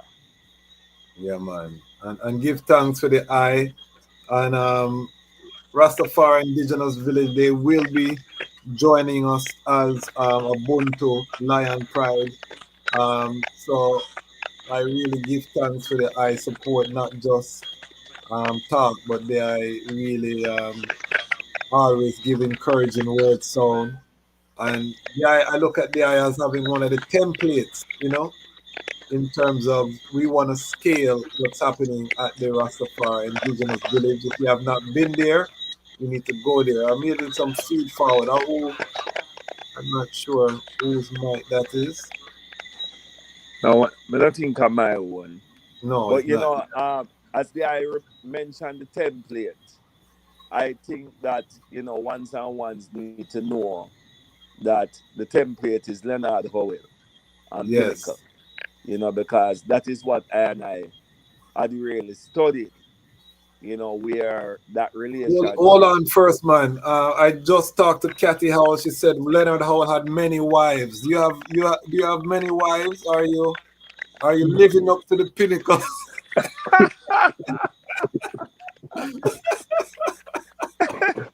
it's a it's, it's a concept that is African, so it's beyond it's beyond Leonard Oil, but it's what one can manage, if a one can manage that particular journey. But however, and I have Emperor the King Selassie the first, I said, that show that perfect balance of male and female. However, and I still is traditional people, and most of the times when females come around in the journey, sometimes the people who are looking from outside don't necessarily know what the gathering is for, so I would more say I'm interested in fatherhood, you know one yes, who take yes. care of many children and the community and the family, yeah, is more, I would more put it that way. Yeah, man. No, it's true. It's true. If you haven't seen that interview, I just interviewed Kathy Howell and she was explaining, and I was, my mind was blown because I never know they had that. Which was so interesting to reason with one, and it's not like it's something where she hear. Her mother was one of his wives. You know what I mean? So it's Yeah, not yeah, yeah, yeah, she had tell you where she yeah, hear yeah, gossip yeah, on the road. You know what I mean? It's something she grew up. All of her brothers had different mothers. You know what I mean? So Leonard Hall, but she said Leonard Hall was financially very well off, and even up to his exactly. dying day, 500 he acre. had a secretary. So that show you the type of man he was. Him have him secretary up. 500 acre land. I wouldn't advise no little quarter acre man to go try and get a man. A So, 500 acre Rasta is a you different see, world. That you understand what I say? So I different wouldn't type of advise man. no little quarter acre man to try the same thing 3 years and What rent about a a country renter? land. What about the man where I rent? Or the man where I catch? I'm woman yard and him want three wife. Yeah, man. He must be improving himself, man. These are some of the things that most of what challenges I and I is when we are not qualified for what we are doing. I Yes. think it's very, very important for our ones and ones to really qualify before they multiply. I know the two words sound close, but there's a distinction between No, you can't multiply when you're not qualified, that and no, and that is something I want us to put within the levity. That is one of the things I try to do with the Rastafari Man standard on this channel is to tell brethren you don't even think about a woman until you get yourself balanced because you're setting yourself up for disaster. And we've seen too many times to not share the reality. Sister Masani, all of these brethren just talk, eh? And you as Yeah, the string, well, what you have to say about this topic? how you would know that, what Sister though? Masani? Yes, Hey, it didn't. Sister It did. Masani. Yes, I'm here. First man, second man, third man. I'm here. But no, when I hear people talk about second wife and having more than one wives and all that, right? What I think people seem to forget is that when they talk about polygamy in Africa, it's usually when that person can afford financially afford more than one household, right? So you can't say you want to have three, four, five wives, and those three, four, five wives are still struggling. Children are struggling. I've seen different kind of relationship between polygamy and monogamy, and just having one wife, and I've seen where it affect the children. Yes. Right? The other thing I want to mention too, as I talk about polygamy and all that, is when a man is in his 60s or 70s and having a baby at 5 years old, a baby that's 5 years old. I think that's a very selfish act. Reason being, reason being, you're not gonna live to see that child in his 20s. So if you're 70 and 80 and with a 5-year-old child, you're gonna die. Let's be real. We're gonna leave this earth before the child become 20 and 30. So I think it's a very selfish act for brethren. I'm not just a brethren. I'm not just talking about Rasta brethren because I know non-Rastas do it too. You know what I'm saying? So when I talk, I'm not talking on the Rasta, family. I'm just talking in general here. And I'm seeing that. I seen brethren, man, who have 5-year-old or 3-year-old babies, and they're in their 70s. Now, what kind of life is that for a young man growing up? You know what I'm saying? And we as Rasta people, I think we need to start looking into these things. As a woman, I have brethren, lots of brethren who have not, I wouldn't say more than one wife, because most of my brethren, to be honest with you, they have one woman, right? Yes. Um, so that's just how it is, right? Yeah, man. And but I do see them with young children. They're in their 60s, 70s, not a 5-year-old, 6-year-old. Children who could be their grandchildren. And the wife that they have could be their daughter. As a matter of fact, they have children older, than the woman that they're with. So what Okay. kind of relationship can that be, and what kind of example you're setting for young ones?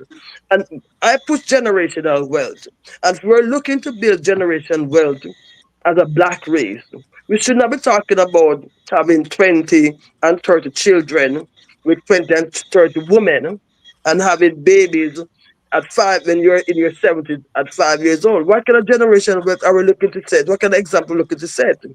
Right? Mm-hmm. I have two children, 25 and 35. I'm not a grandparent yet. However, I'm planning for grandchildren because I Yeah. want to make sure that my future grandchildren are set, when I'm no longer on earth. You know what I'm saying? When I've transcended, move on, right? And that is where I'm at right now in terms of economic strength as a family. And then again, you know, as a Rasta people, those are the kind of things we don't talk about these things. Yes, I see the brethren them taking on a lot of different women, and everyone is entitled to do what they want to do. But look at His Majesty, though. Yes. Why are we not following His Majesty example? His Majesty had one wife. Yes. So why go to the Solomonic route of having many wives and concubines? Why not look at His Majesty example? I I, think it's I just a I convenient thing, agree. No, I agree. The only thing is that even if we have a perfect world, there will always be more women in a population than men.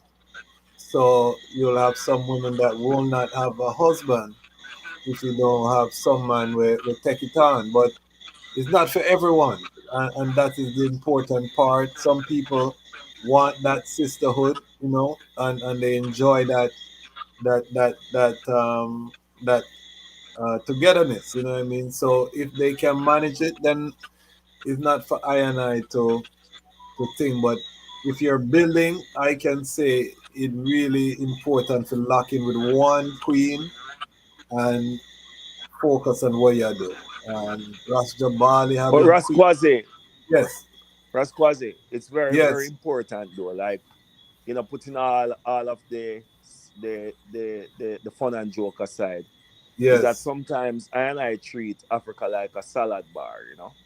It's like I yes, and I will just go in and we choose some little parts of it without knowing what the tradition is about. exactly. And this idea of man having more than one wife was never a promiscuous thing, No, or that you have a lot of women. That was no, not how the tradition really set it. It wasn't about you bigging up your chest, and those things were all in, a lot of spiritual alignment, cultural alignment, and it wasn't just based around this world, Western world. The first thing, as somebody say, a man with more than one woman, the first thing come to their mind is just promiscuity and sex. While in yes, them tradition there, it wasn't even about that. It's, you talk about bloodline and ancestral work and much, much deeper relationship than, just being with a woman. You know what I mean? So I think that's one of the things, is like the alignment that people are making with it is completely not what it is. You talk about deep arrangement coming from family to family. Why? Because spirituality and family is really the same word in African consciousness. So it's not something to play with. So it's only when time and I now mix this colonial imposition of sexism, you know, and then start to associate that now like is an African thing for have many wives, but it's not embedded in that culture or in the tradition. So we then misrepresent it. So that is a thing where I and I should not engage in unless it's really within the culture and the tradition of those environments. In this West here, it's very hard to find ones and ones who are culturally connected and traditionally connected to carry out the principles by which those things exist. Very, very hard. Very, very hard. And this is Definitely. why what I would more say is like you will have situation where a lot of mothers are out there and they may find themselves just based on how the men are being attacked in the West, fatherless. And what you can definitely find is where males who are strong can play that role of being a father, but not Yes. necessarily say, boy, you're going there and start with more children and that kind of thing, because there's so much children out there right now without guidance. And so this is why I would more promote the fatherhood than definitely telling people that, there's many wives and things. The purpose should be for the children and not necessarily about, wives and these kind of things. No, definitely. And these are grown up conversations that we have to have as Rastafari people because we have a lot of broken families. A lot of broken Yes, sir. families, a single sister trying to raise youths on their own. Mm-hmm.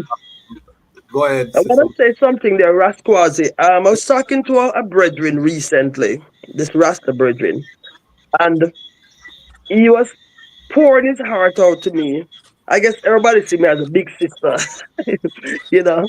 And he Yes. was pouring his heart out to me as to the pain that he was going through by not being a father. 'Cause he's a father of about, let's say about 8 children, 9 children, with about 4 different mothers. And because he was not there for his child, 25, 26 years old, right? When the child reach a certain age, you can't be a father after 25 years of not seeing a child, or 26 or 29 or 30, or no matter what years it is, right? And he was pouring his heart out to me, talking about the pain that he was going through because the children didn't want to talk to him because he was not around. So I'm saying to you that when a man have 10 children, have 20 children and 30 children, some of them gonna grow up in this kind of resentment because the father's not there. They don't have Yes. that bond with the children. And you cannot think that after a child reach 30s and 40s, you're gonna be a father. It's already gone. So a lot of children right now growing up with this hatred and bitterness towards the lack of father that they did not have. Wow. And the fathers them are going to have this permanent pain in their heart because they realize that, wow, man, 30 years went by so fast. I didn't see my child in 30 years. So they have this pain in them that will never go away. So for future fathers, these are things they need to look at and remember that children are growing up, and don't think you're gonna be a father with a child is a teenage. I mean, is in their 20s and 30s. That's not happening. And this is something I just want to share because I said just recently I was talking to a father, No, and give this is what and thanks. the pain he was going through was just wow. He was even crying on the phone. I said, This well, this I mean, you just this want to change. this is the only platform you're gonna hear these reasonings on family. Serious Rastafari reasonings because these are the things that are gonna allow us to build if we have stable families. And that's one thing I rate about Ras Jabali. He's a family man. Ras Jabali is still there. You still there, Yes, yes, Ras sir. Jabali? The phone sound on way door as Kwasi. It Like sound away. Albert and the Chipmunks. We hear the eye clear, but just block a sound on the importance of family as a family man. Boy, I mean, I hear what the eyes repeat. Hold No, I on, hold say on. block a sound on the importance of family as a family man. The importance of family. Yes. Okay. Okay, well, I and I'm more focused on the importance of building a nation, you know? Yeah, man. Talk about it. Yeah. You know, so the youth, them and the empress are the balance, you know? Yeah, the balance. When you have the youth, them and the empress, as we say, the balance for success, you know? Simple terms, you know? Keep your focus. But I can't hear the door as fast, so like a chipmunks, you know, now I go on there. Okay. Well, maybe come out and come forward again. All right, I'm going to try that. Yeah. But Ras Jabali, anywhere you see him with him youths and you see him with him queen, you know, and that's one thing I love about the brethren. Ras Zola, how important is family to building nation building? Man, I know it from early that the family is the strength of the nation. There's the foundation. Yeah, you have to have that foundation. And I grew up with a mother and a father, give thanks, who show me a lot of love. I my old queen, like I used to call she, you know what I mean, like a great strength as a woman, who bring up four kings, you know, and I see the strength of family. I see the strength of a woman in my mother. My father was a journalist, but my father had the issues. My father had his own demons to deal with, but I see the strength of family through my mother bringing her up. So I know family is a real great strength. And as Sister Masani was saying, you look at the king as a good example, you know. And I come from a tradition within Africa where polygamy had its place and even still have its place within annihility. And even in the other way around too, because there are parts of Africa where women had more than one husband. And if you do the research, in some places, but the majority was polygamy. And that could come from many ways. It could come from the traditional way we live, but it could also come from the influence of the Islamic influence. And right now, I read up a lot about the great civilizations of Africa, and Islam play a very great part within that. But then I look into Ethiopia for and I liberty and the liberty of the king. So that's a great foundation of family that His Majesty show and I. So for me, um, the family is a great strength.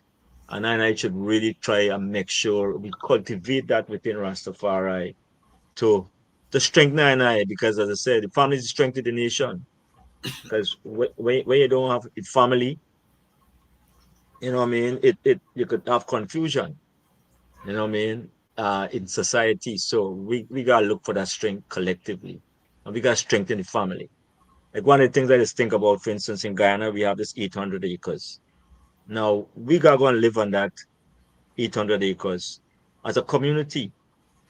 And I say 800 acres is a lot of land. 800 acres, you know. So we gotta know how to live together. One of the things I just think about, if you go and live on that 800 acres now, say you come from Washington now with your family and you bring your family and you live on this land, you buy a plot. Because the idea is to move forward and conquer the land and have housing and community. It gotta be a respectful place. You gotta respect families. So we gotta have laws. You know what I mean? As Rastafari, we gotta have laws, just like we have Islamic laws, we have to have Rastafari laws. Like the same thing we working with the ITAL registration, the work we doing with the ITAL Yes. certification. You know what I mean? We got going because as Rastafari, we don't want someone I don't want to live in the discipline. But we have to have laws, because in Ethiopia they had laws. How the people live. When you see Ethiopian people, I looking at it from up here in Canada, where we have people coming from 187 different countries that are different people of African descent. And trust me, Ethiopian people show great discipline and great love as family too. Not this in the other countries, but the examples I see with Ethiopia and Eritrea is a great discipline in family too. So as Rastafari, we gotta know we could cultivate them same strength because we can't have, you can't live in a community and we just one's doing anything. And I speaking specifically about the Bengi Gongs in Guyana, the 800 acres. Yes, If we yes. can live there now, you have to have laws because you can't have people coming and doing whatever, whatever So around the place. we burn Babylon, but we have to have an alternative to Babylon. And I've been saying this to a lot of ones. A lot of ones use IRITs as an excuse for do what them feel like. Them just say the IRITs and them just do what them feel like. There's no limitation. The IRITs is just what you say. You know what I mean? Yeah, yeah. So yeah, Not cutting the eye, you know why it's the Irish as anarchy. Where is a place anything goes. You can't yeah. live in a society like that. I mean, No. for me, the 800 acres, you got a part where anarchy could go on, and this other part got laws because you got some kinds of discipline. Because if you go in Ethiopia, we look at the king as an example. Them things don't lay out already. You know what I mean? When we And, look at and the Kibunigas have the laws for the yeah, church, the the Ethiopian feta, Orthodox Church. the feta So we nigga. got we got take we got take something from somewhere to make sure we have respect for family first in a community like the brethren was reason with pinnacle. Now I am saying how we have several wives and things, but it's evolution because you got to see if it could work. Now pinnacle ain't happening, so we know if it was a successful way that we should live. So the challenge is when we have a community and we live together. That's what real test is Rastafari. He's saying Yeah, one love and peace and whatever. But see, when you live together, is a whole different thing. We yeah. gotta be able to do that And and do I that. pick up Right. Honorable Priest Fagan, Dermot Fagan, and School of Vision, because they have a community, the only Rastafari community I know of in Jamaica that them living together, them farming together. They have a communal spaces. And from what I observe, I don't live up there, but I've been up there. Is the brethren move off a certain level of discipline?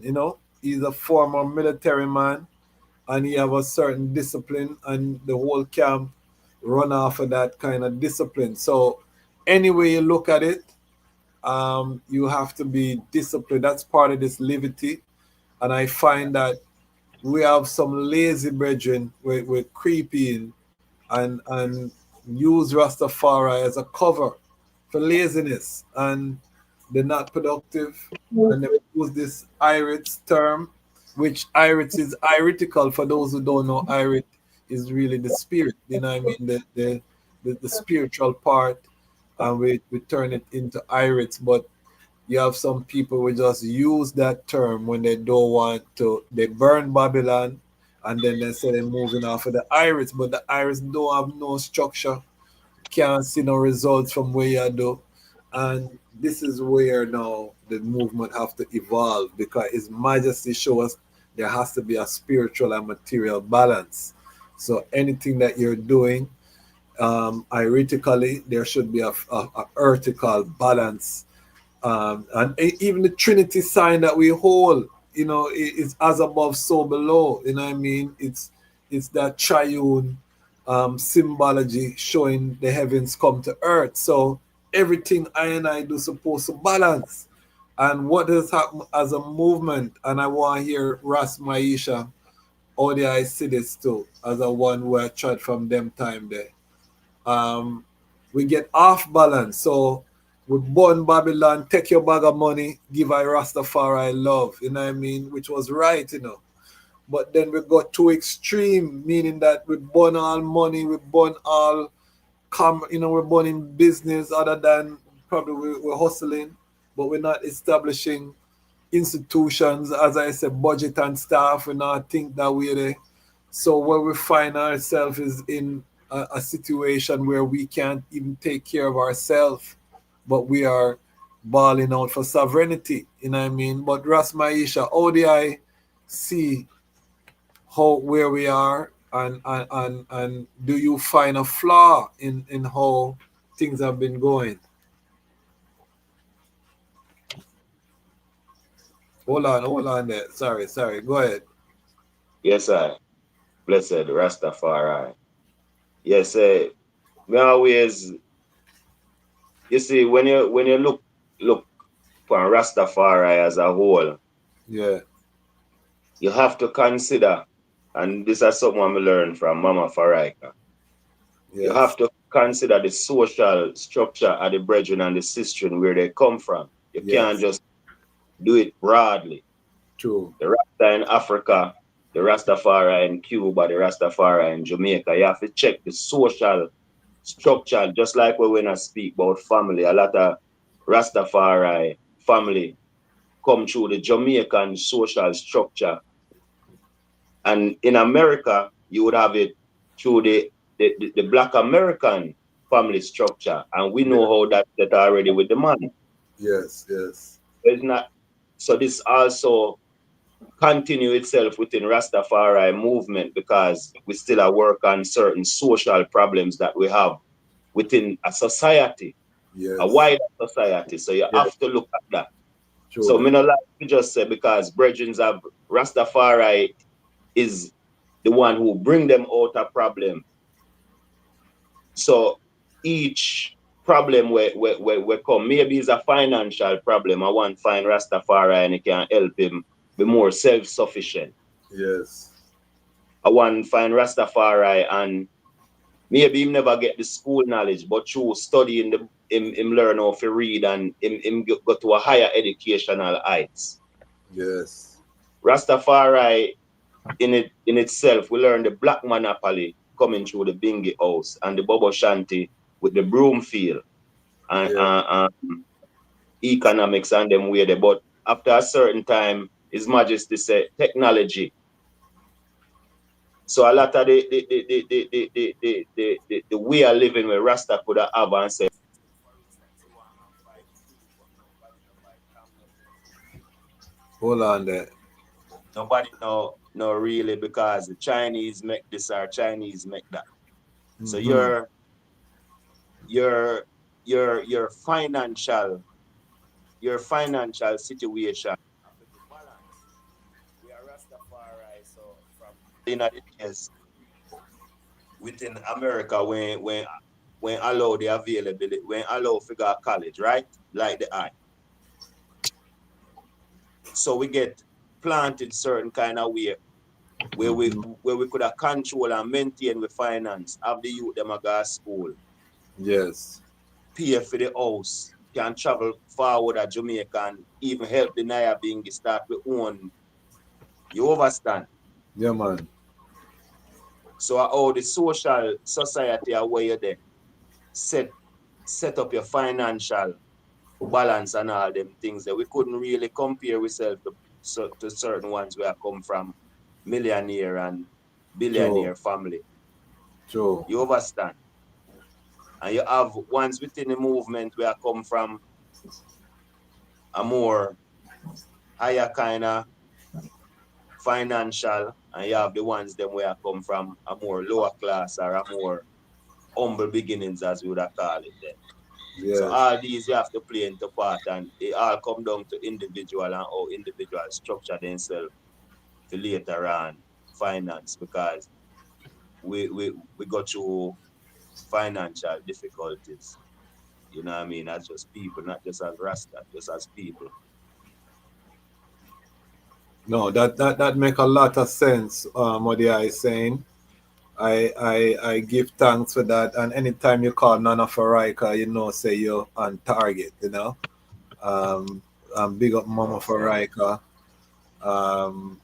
The reason with her not too long ago, and she's sharp as ever. So big up You might Asian. muted, you know? Yeah. Oh, did I hear I? Yeah, them can hear I? Maybe we come too Yes, I we truthfully. can hear. Mhm. Okay. Yeah, man. But Um, yes, you don't know if no, they no. them can't hear me, but that is basically it. So may I agree with each one on the panel and the point of views each one make is that it's very valid and strong points each one make. pertaining to financial situation and family structure. No, Go and log out and come forward. I love how you put it in. That's why I love reason with Rastafari people, you know, because you get a balanced reasoning, you know. You burn a fire and a man will just balance your thing and sharpen, because we cannot ignore the social class. First man, yeah, I want block a sound. Yeah man, go through. Hold on, let me unmute. Yeah, go ahead. Hold on, let me Oh, you have to unmute yourself first, man. Unmute yourself. There you go. All right, there I go. Yeah. Yeah. Um I really recognize what the bridging is saying. And there's absolutely, as the I say, that balance is important and thing. In moving forward or even in analyzing Rastafari, you know, just that word, just that name, Rastafari.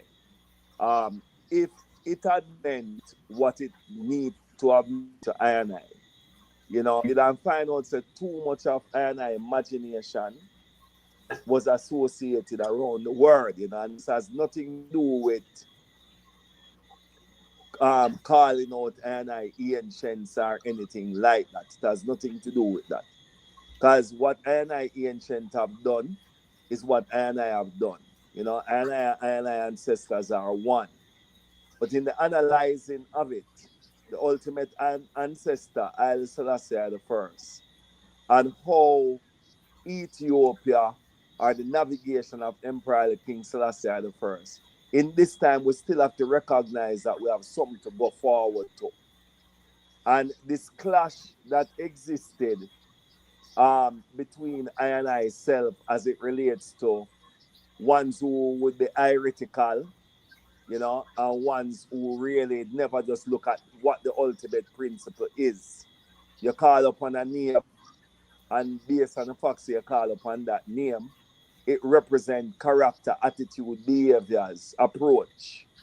You know, we as a growing community, we have to get to that. We have to get to that thing amongst I and I where it's not just your opinion cannot just be the opinion because it come out here Irish, which is really where I see the whole thing, the reasoning kind of coming from. Do we Yes. have a guide line? Do we have Yes. a principle? Do we have an approach? So watching this conflict that exists between the educated in I community, those who have been trained, you know, as our Emperor Selassie did send forth that mission, not for them to be against Ethiopia, but for them to be able to balance within world affairs. We find out the relationship that was never fostered, you know, between ones and ones. So you find out now, say the man who probably live more in the bush and wouldn't go through more of the abuse, that man would have a certain level of authority within the development or in the development strategy of I and I. And for True. a very long time, you kind of have this battle between the so-called trained and the ones that are more what would I call heretical. This is not Yes. a conversation of right. This is just True. analysis, you know, Yes, of yes, what yes. has really happened to us over the years, not building that bridge between those two.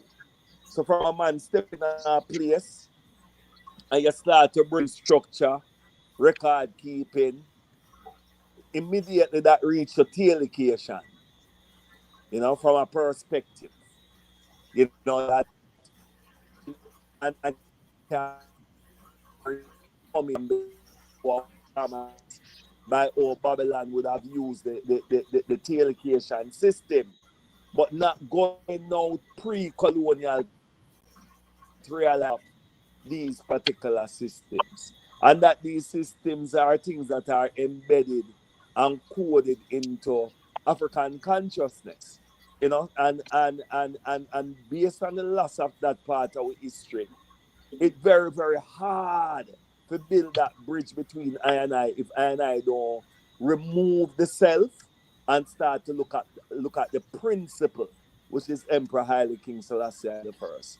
Because a lot of persons being used with children are kind of left out of the consciousness just based on this type of approach towards I governance, towards I Yeah. existence, towards how I move.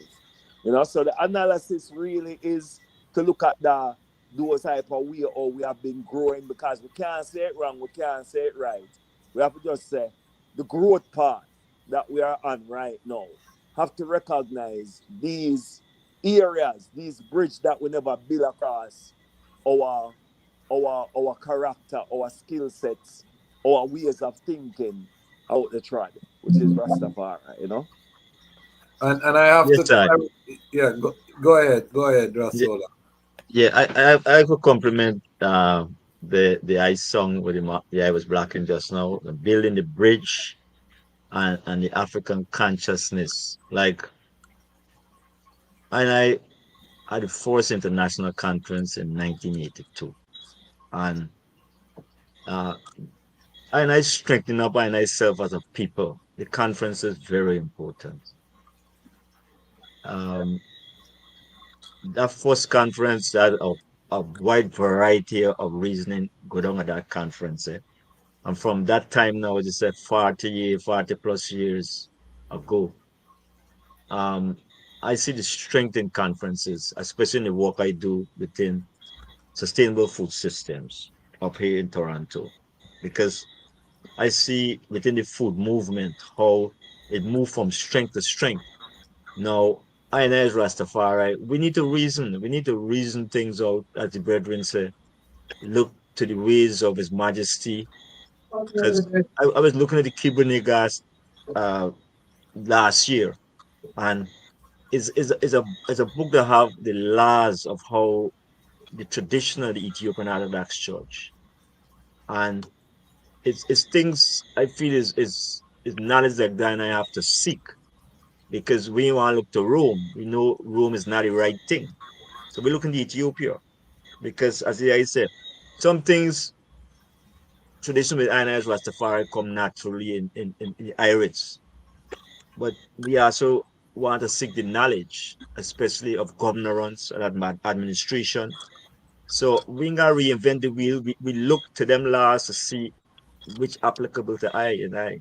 Now, what I realizing now is that, especially in the Nyabingi community, it's building a great strength in Africa.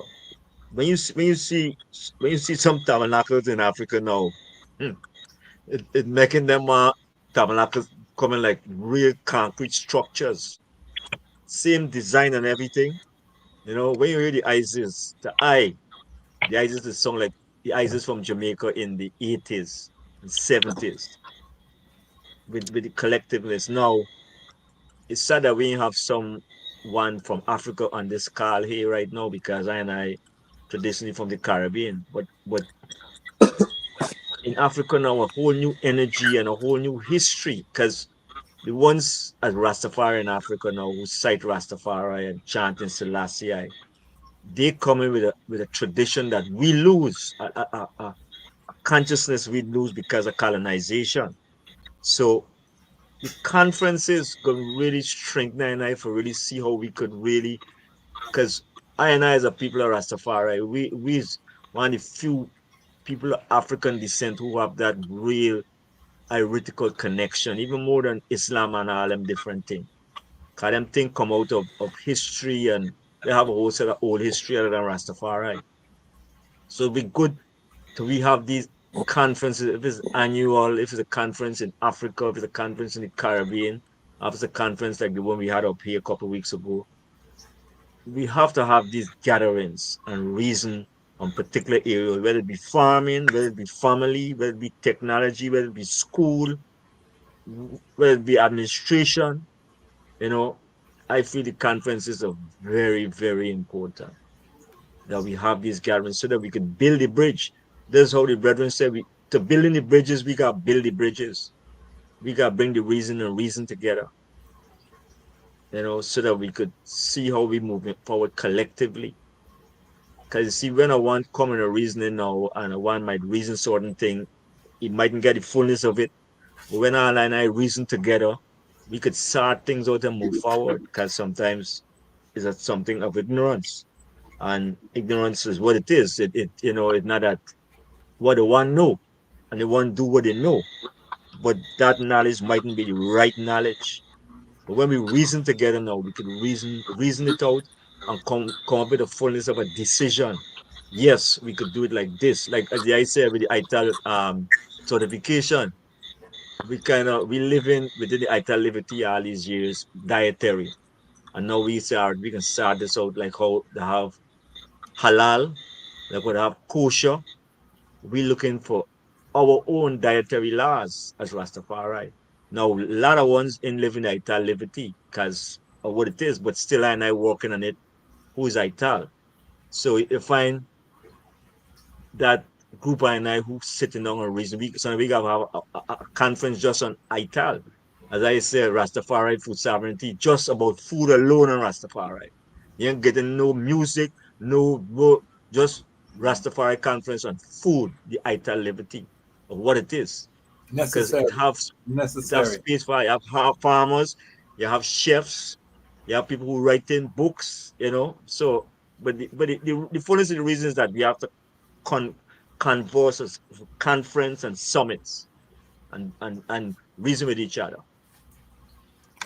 Definitely, and you touch a point there. That's the kind of events I want to sponsor with this platform.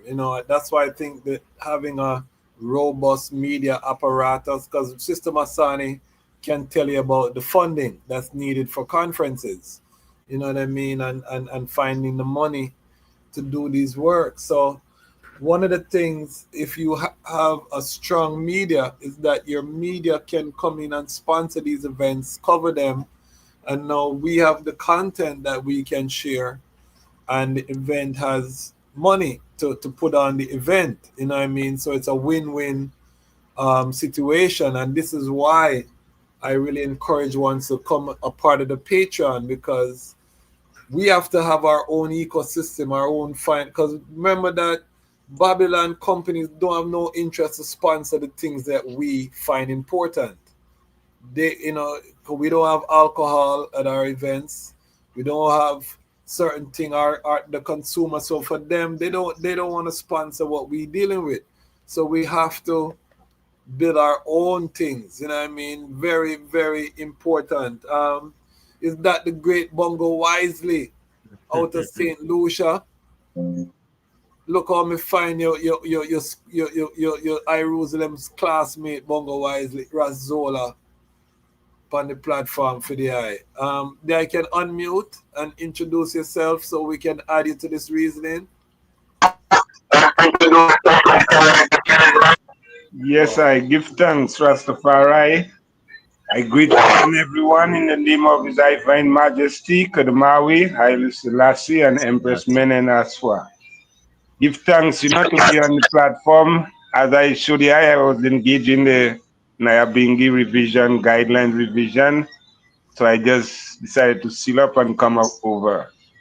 Give thanks, for all ones, Zola, Sister Masani. Blessed love, my sister. Give thanks, man. Rastafari. Love and blessings, Ayabingi. Yeah, I know Ras first, man. Well, I've heard the name before, but we have not met in person as yet. Okay. Yes, I give thanks to us first, man. Blessed love. We have some feedback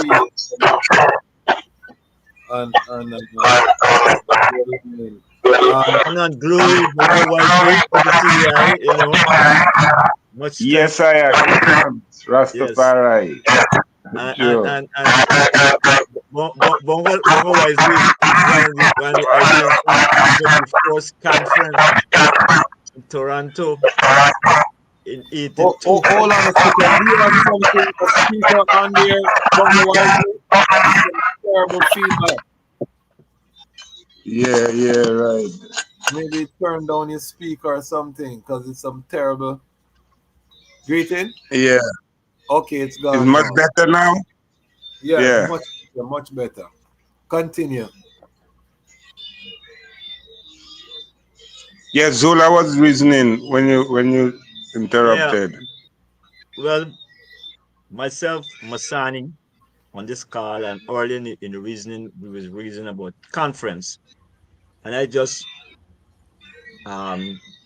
chant this reason about the importance of Rastafari conferences, of how we strengthen us and ourselves as a nation by having these gatherings. And I know for sure, as I forget the name, but the group from the Eastern Caribbean who is meeting Rastafari. Yeah, no, there is a foundation of that group. What's the name of the group? CRO.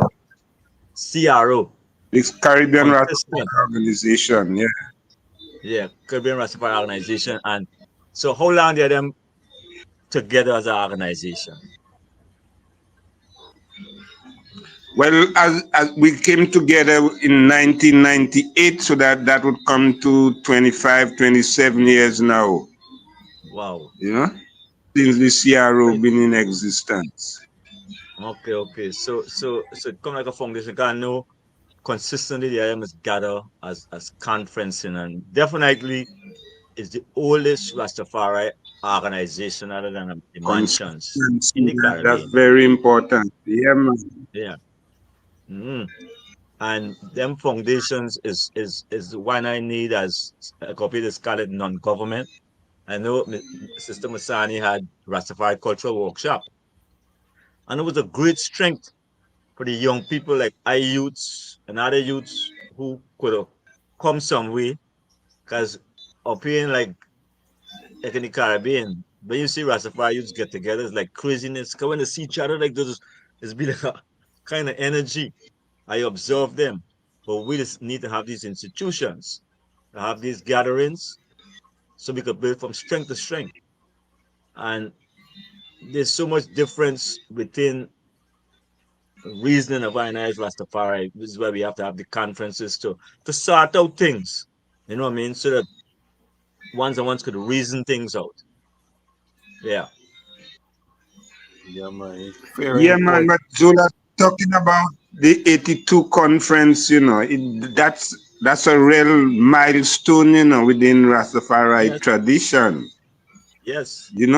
because That's it right. is the beginning of the coming together, of Rastafari at that level, The mansion's been there already, but then most of Yes. them, but then in terms of Mm-hmm. cross base, or as we would say, all mansions type of gathering, it Mm-hmm. started with the 82 conference in 1982, then went to That's right. Jamaica in 83, and from there it sprang out, because That's out right. of That's right. that gathering, the Eastern Caribbean Rastafari organization sprung out, and then eventually it evolved to the Caribbean Rastafari organization, because Okay, again, Mustani. I remember in 83, when I entered the conference in Jamaica, one of the theme was fire burn conference,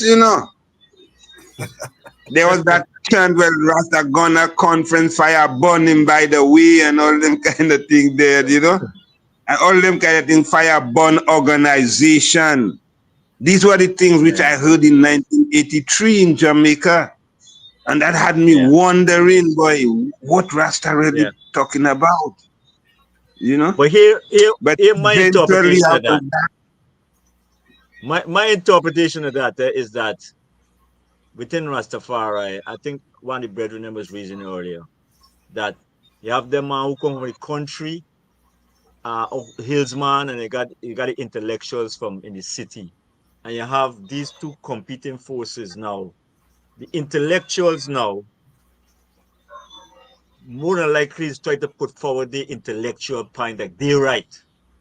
But because the traditional Rastafari is so organic and natural, they needed to listen to because they come with book talk.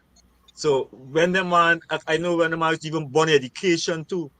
You went to college, fire, because because you went to college. Okay, you're supposed to be a roots man who ain't know nothing and just coming from Haitian. Now we evolve past that. You know what I mean? And does the evolution of Rastafari where we know well? No, no, no, no, no. You can't burn education. You got and it's burn a so many balance. education. It's a You got burn. balance. There's a Rasola. balance, right? We Yeah, we, we start differentiating with Rome, like I was talking about Rome and Ethiopia. If we can look for if we can look for the foundation of administration churchical, we want to look at the Cuban Negras, we want to look with the Romans. So we get the understanding. We need to know what we're looking for in this sense of knowledge, because the man who come from the hills, I had a reason with Muto, and Muto showed me. I asked Muto where the Aita come from, and Muto said the Aita come from the heights. The Aita come from the liberty in the hills. Now it's still a little bit abstract, because from what I hear, I want to know if the Aita liberty was happening in Pinnacle. So I want to point it out. I hear a reasoning yeah. of, I don't think because Pinnacle was fully ITAL. I know the elder who came up with the term ITAL. He just recently passed away, yeah. Ras Irie, and what he said is in the early days, the elders, most of the ones them were fishermen. They used to eat fish. Mm-hmm. And what happened is that now he was wanted. The police was looking for him. So he had Mm-hmm. to run up into Warwicker Hills. So they Mm-hmm. left the coast, went up into the hills, and the only thing they had up there were the fruit trees. He said the whole no salt, all of that came because they couldn't go to the shop. They were wanted, so they created an encampment. And then after a while, now everyone started to rally, and next man come build his house over there. So they had the whole hillside now become a Rastafari village, and they were treading sackcloth and ashes, and then they start burn. Even that time, they were burning the bingy drum. I mean the drums because of the goat skin, and they would chant with no drum. They were called the angelic heights, and they started the I language. And in those early days, he said when they used to go like Bakawal, the Bakawal man, them like Bongo Rocky and other ones would cuss them, Bongo Shefan, and say, "Where you going with that foolish talk?" Because they would be talking, I, and I, and they taught everything in a and them vibes there. This is the early 50s I'm telling you about now. This is um before even the rising of the Ayabingi house in its fullness, in terms of tabernacle Nyabingi, because the original Nyabingi there was no tabernacle, you know. Mm-hmm. When you talk about elders like Elder Rasporo, you're talking about on Bob Marley Beach, as a fisherman. A lot of the elders were fishermen. You know what I mean? Sister Masani would have met some of these ones. A lie me I tell Sister Masani. Hold on. Let me unmute the eye. You have to unmute. Yes, Yes, yes, I'm here. Yes, I did meet quite a few of them. A lot of those elders, Bongo Watto, for instance, Sam Brown, Martin Planner. yes, So Sam Brown, I brought up for the 82 conference. And, yes, and for those who don't know, the 82 conference really came out of 1981, working as with the UNIA at the time. It was my day job. And I went to a UNIA convention in Detroit. And returning from the convention in Detroit in 81, I was so inspired by what I experienced in Detroit at the time. And the vision I had was that, wow, it would be nice to have a gathering of Rastafari from all over the world. That was the vision I had coming from that convention in Detroit there. So that's how the 82 conference came about out of that vision in 81. But moving forward, when the conference moved from 82 to Toronto in 83, to Jamaica in 83, a lot of things broke down in Jamaica. Jamaica have this thing where Rastafari, everything I would start there first. So 82 conference was never acknowledged as the first conference because Rasta, in their mind, who they're foreigners, and we're considered foreigners, because we're Canadian, who they're foreigners to start something before Jamaica, right? So we had that kind of feelings in Jamaica in the 83 conference. So, because I spent one full year in Jamaica just to put the conference together because Sam Brown came up in 82, and the idea was Sam Brown and I would continue to work in Jamaica. But Yeah. Sam Brown wasn't really involved with the 82 conference. A lot of people don't even realize that. Who was involved with the 82, 83 conference, I'm talking about in Jamaica, was Miguel Lon, Ras Storan, Ras Cover, Rupert, and myself, and so six of us, about six of us. Sam Brown got involved with the 83 conference 1 month before the event took place. What about Yeah, Nana Farika too? Was she involved? she wasn't that involved. However, she was very instrumental though in being a young Rasta woman. At that time I was about 25 years old. So being an elder Rasta woman, and I've been a younger Rasta woman, she was the one who was able to kind of guide me as to how to navigate. Remember now, you're talking 25 years old, 1983, so-called foreigner, that kind of stuff, right? So she was able to guide me to how to go to the various mansions. So, for example, Mother Farika is the one who took me to 12 tribe.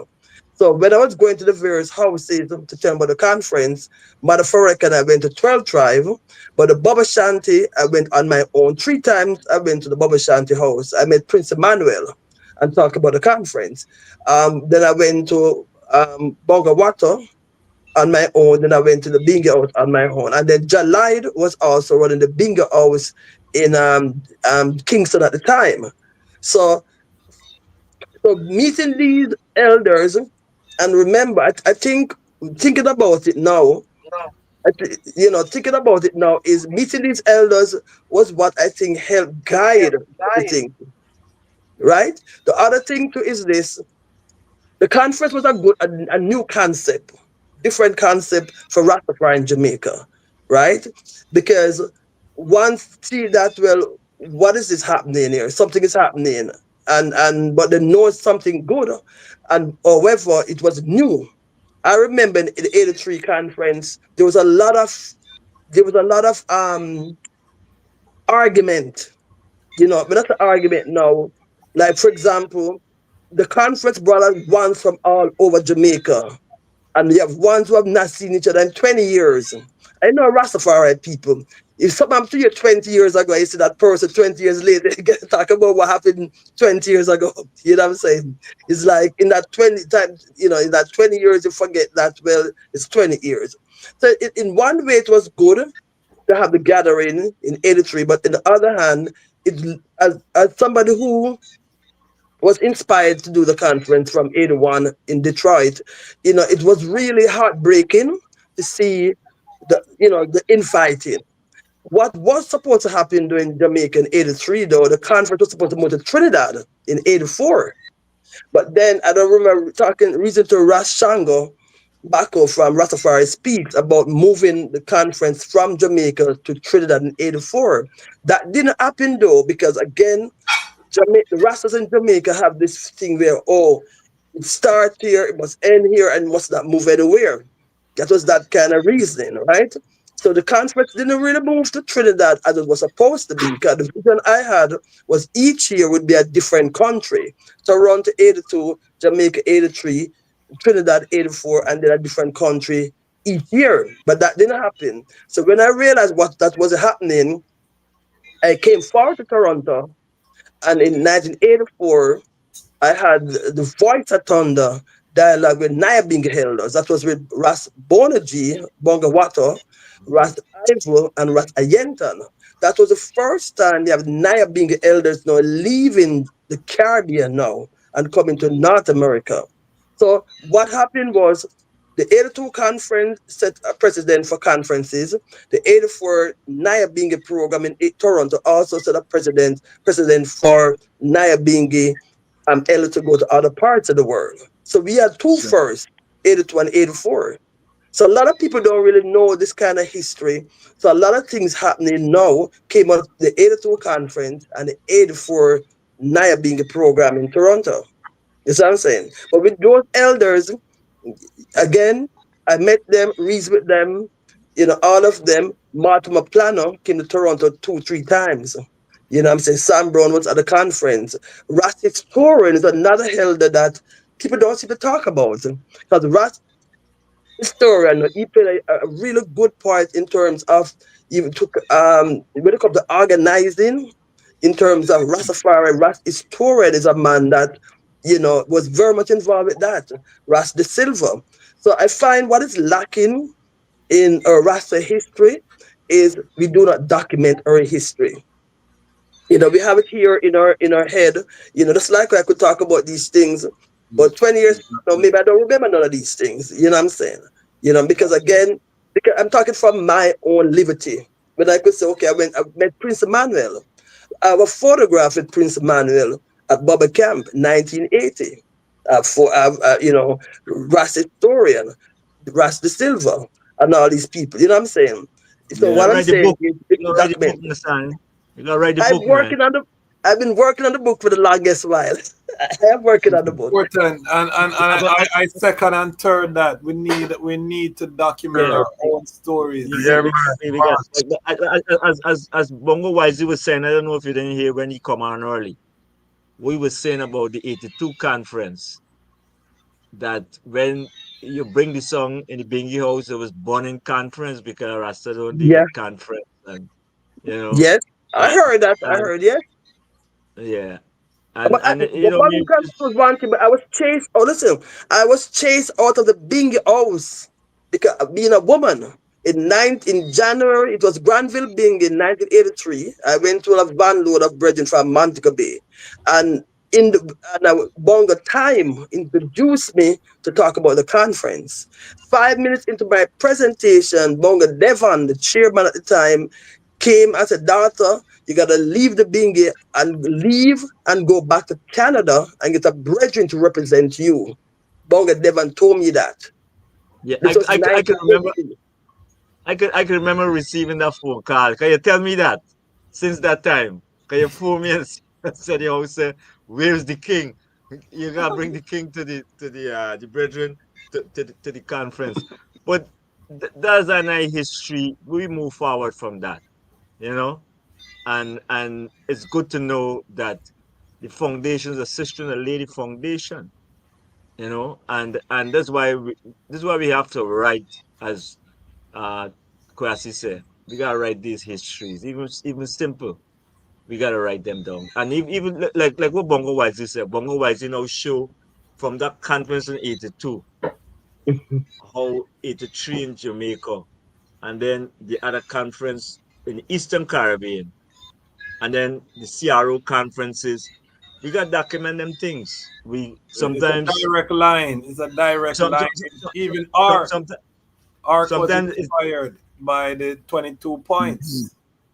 But sometimes the book, is each person do a chapter, like Masanyu do a chapter, Right, yeah. Bongo Waji do a chapter. Sometimes we ain't gotta write a whole book. Sometimes a compilation, so you see the tradition straight up to Lion Talk. Who know the last chapter might be Lion Talk.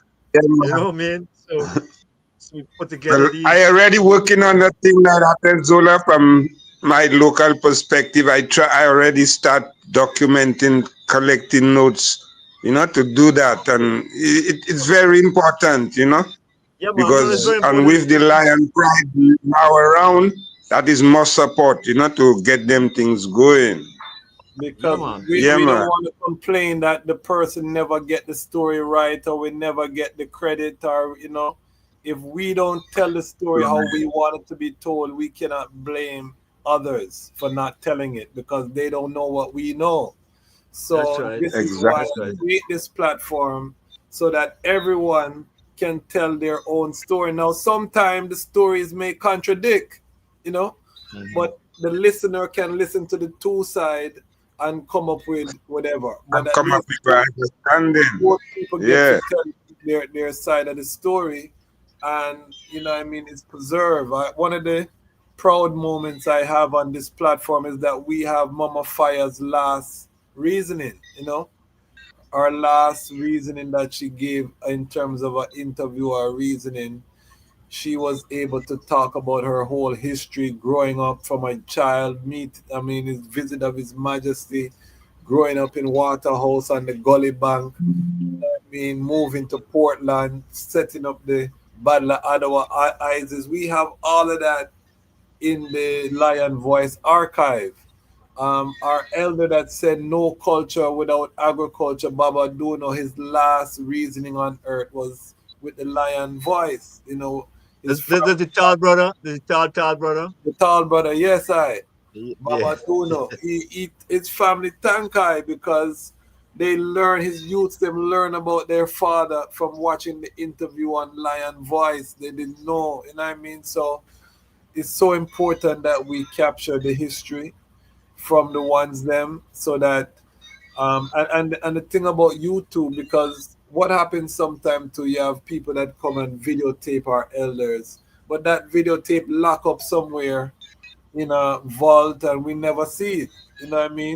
With YouTube, anybody can access YouTube all over the world. It's the second most popular search engine on the planet. YouTube have over, I can't remember how much billions of people access YouTube, but it's in the billions.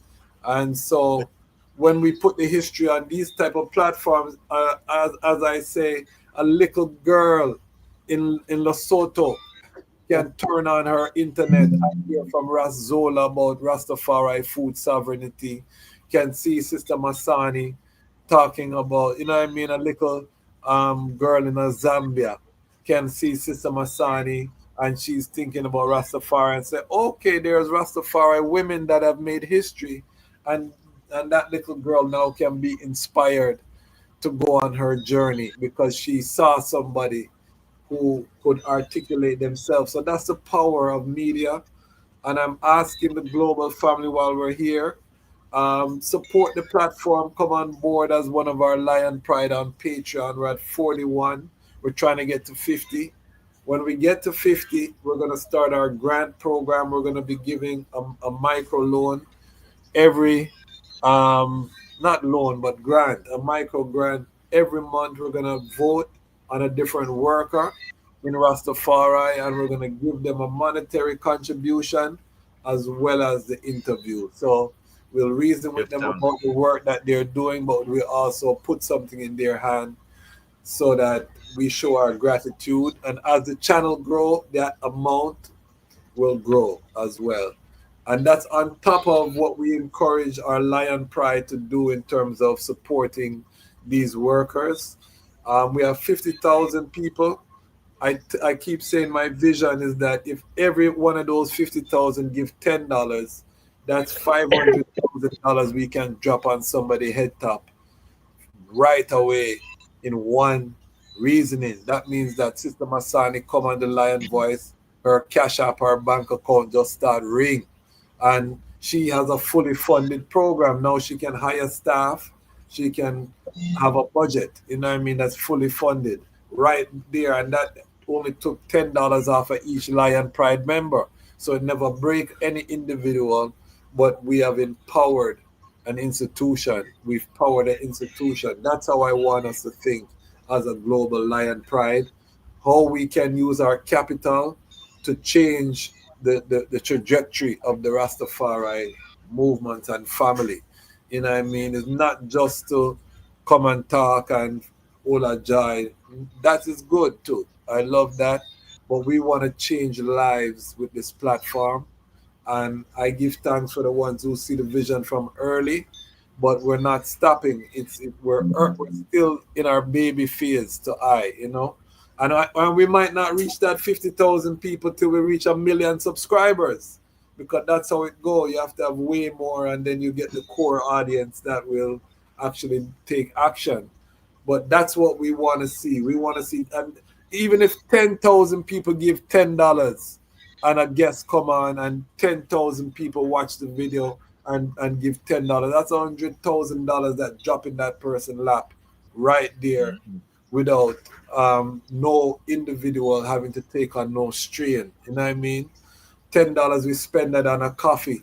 We spend that on I don't think you can get takeout for $10 anymore anywhere in create in North America at least, you know.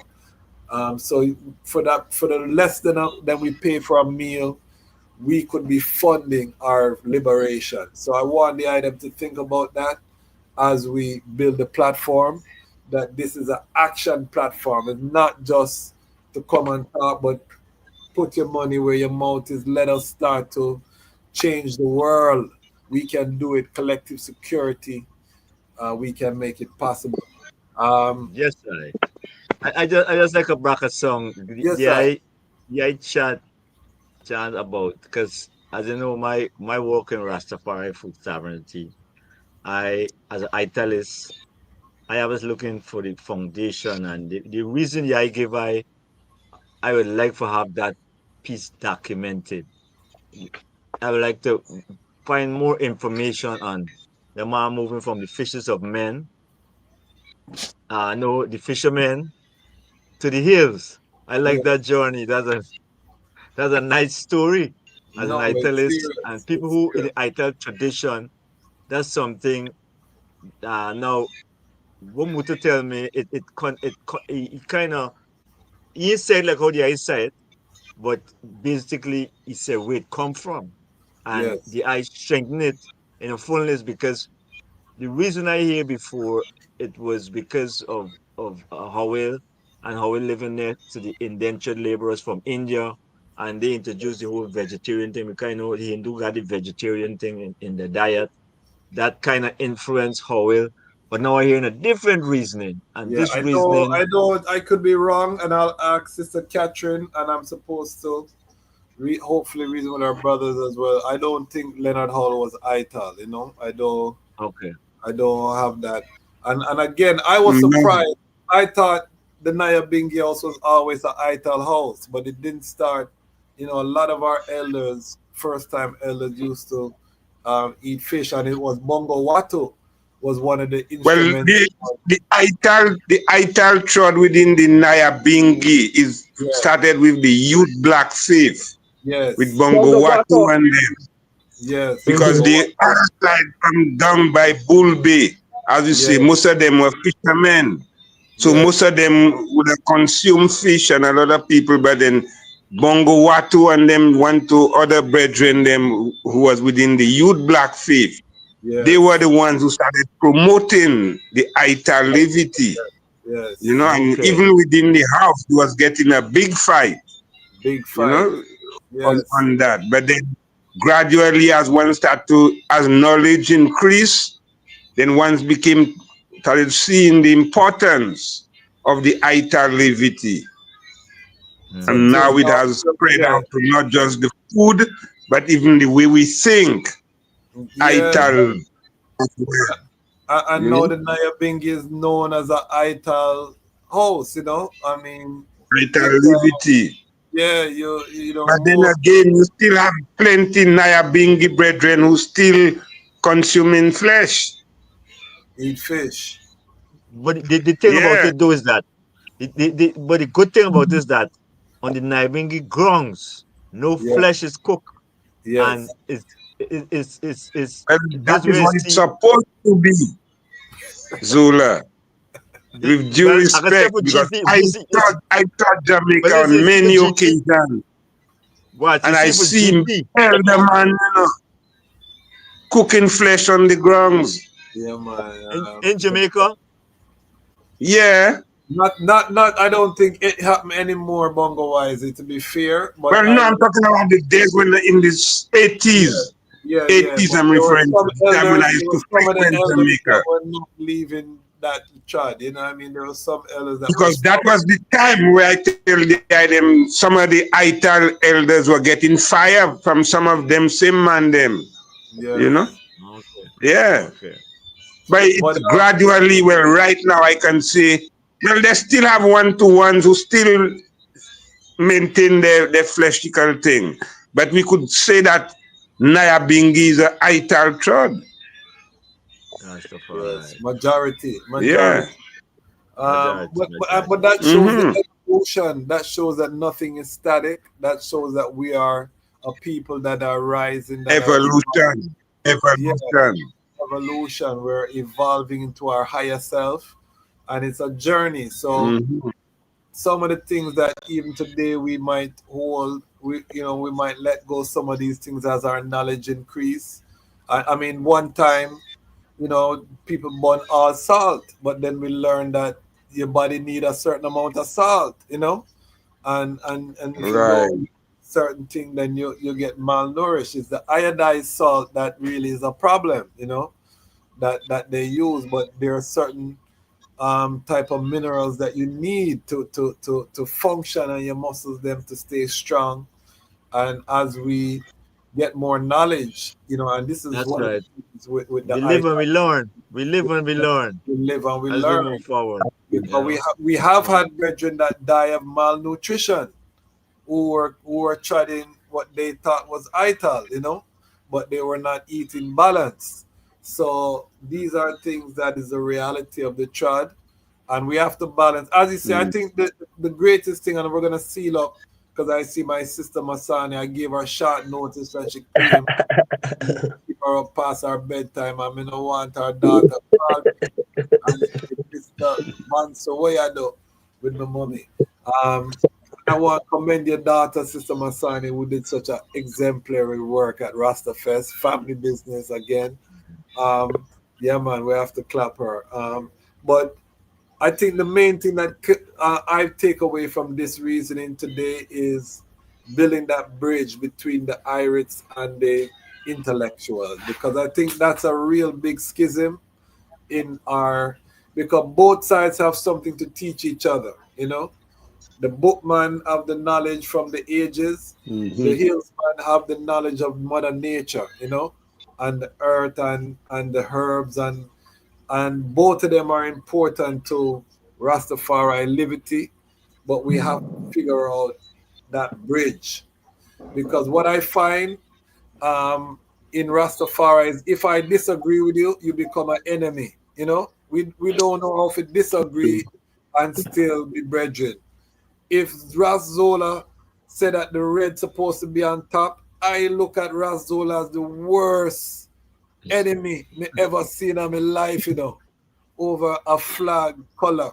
Or if Razola said, boy, say Emmanuel, or I say, his Melchizedek, or his Majesty, or some little things where we just turn each other into enemies over some Petty things. man, big man. Yes, that don't put no food on the table. Yeah. And our youths are looking at us and saying, this is a waste of time. Yeah, man. You know what I mean? So we really have to get it together right now, and put aside all of those little small things and build those bridges. I want the Lion Pride globally to be bridge builders, And as I said, if I'm in a space and I hear people complaining, I remove myself. If I'm in a But space, I hear gossip and you're talking about Sister Masani, you're talking about Bongo Wisely, I said, brethren and sister, I have to go give thanks. I remove myself. I'm not entertaining any non-productive activities, and I think as a Lion Pride globally, if we can do that, um, that is what we need to do. I want to be in a reasoning where we're talking about what? Budget and staff. You know what I mean? see, That means that we're talking about Yeah. something sustainable. You know what I mean, Sister Masani? Man. That's the language Sister Masani talking of. Budget Ooh. and staff. She don't talk no other language, When she writing grants, Sister Masani have to give a budget. And she have yes, to tell man. them what's our essential staff. That's part of every grant. That's right. But I like to say Lion Talk made a commitment. Like I say, if I'm wrong, to conference. And I Yes, think the platform is a good way to promote conferences. yes, As I said, from my experience working within food systems in Canada, within I would say the food movement in Canada, I see the improvements or the movement through conferences. And I ain't talking about farmers conference. I talking about general conference with nonprofits who involved in food systems work, all kinds of conference. Because it you always, as I say, you always get to settle a issue, whether it be youths, whether it be family, whether it be food, you know what I mean? But you always get an opportunity to reason and things. Like, for instance, one of the areas where we have money is in the music, and Yes. the musicians them just get away because the community hold them accountable enough. And as a musician, I could tell you that, you know what I mean? Some of us want to do it. There was an incident in Guyana when Chronics come down there and do a free show for the Bengi House. Man, it was total confusion. I And remember. I know they I hadn't been in on the remember. reasoning. It looked like if it's the whole Bingy house, but the Bingy house wasn't the problem. The problem was the people around the Bingy house who we trust, who have money, Personality. who was grabalicious. You understand? Like, for instance, for a conference now, we could have a, a report on that thing, because to know that a musician like Chronix doing a fundraising, it's 20,000 US, just like that. The place was full. We should cultivate that to be something that we could use Annual, that efficiently. could have been an annual thing. Yes, I you know what I heard mean. people, I heard people But were printing tickets, their own that's tickets, right. all kind of bundle was going on with But it. what happened? It left a bad taste now because it wasn't properly managed, and that's the Yes. problem, you know. And so when I come in with the Tran reason and the one saying that, oh, Guyana, and you can't say things like that, because it's not the country, is the individuals around that particular situation that mess up a good opportunity. So we have to really look at it and then come again and go And, back to and Cornish that's and why say, that's why I don't beat up the artists them too bad, because a lot of the yeah, artists have done works for the community, but it because of the management, it's not as smooth. It's not easy to work with I community. Put it that way. that's right. But we got keep chipping away at it. You know what I mean? Another reason I reason about the Bingy House and Scotch Pass and how they lose the land with the Marley family. Now, them is things for conference. You know what I mean? Because that's a critical part of our history, especially in Bengi. We didn't resolve what happened. Sister coming, this wasn't coming. No, no, no. There's our history. We gotta look at it and analyze what happened there, so they won't happen again. You know what I mean? So that the Bingy house get its land now. You got the land gotta be productive. You can't get a land and then doing nothing on that land. Of Every course. time I have a Bingy, you're supposed to plant a mango tree and have a mango grove or a Of coconut course. grove. Where's a bongo wisely? Wisely. Well, it's the same vibe, the same stigma of fire burn organization and them kind of things, that should there. Because from what I understand, I mean, the land was given, then the Bingi house was supposed to go and register their portion, because it was a portion of the land they were given. It's not the whole land. So they had to take steps, put a committee in place, to see to it that the Bingi house get it portion properly registered and surveyed, so that, and then the Bingi house have title to that portion. But they took it for granted. Well, the Marlies give it to us, it will stay so forever.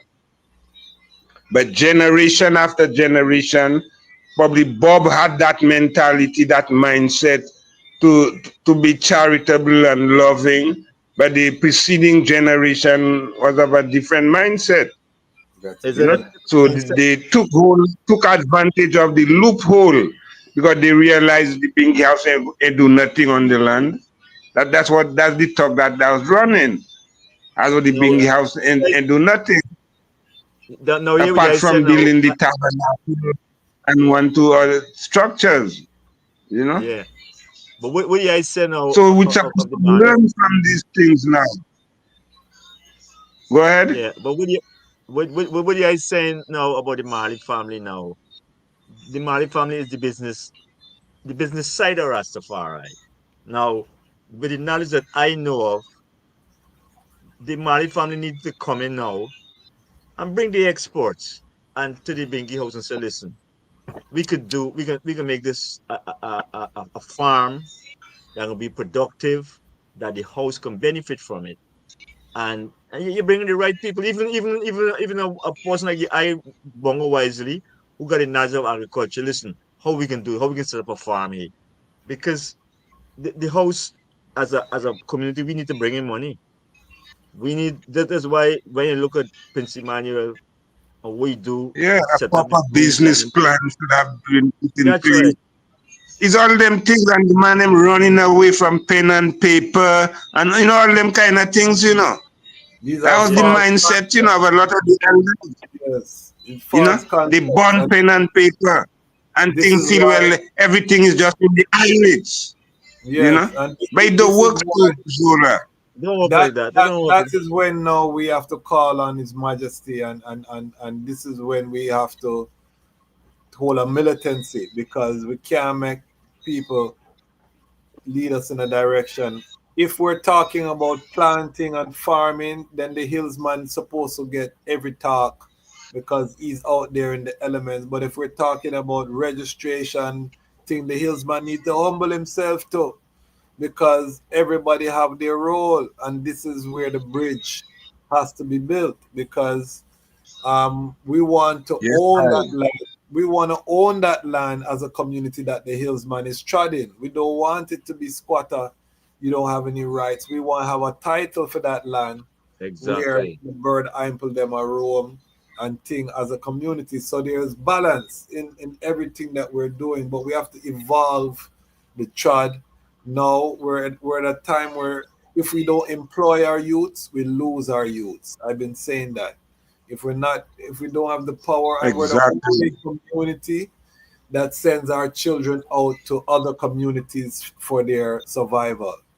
The black That's community right. is the only community that's you have children, and your children have to go out into the world and get a resume and look at job from people who don't look like them.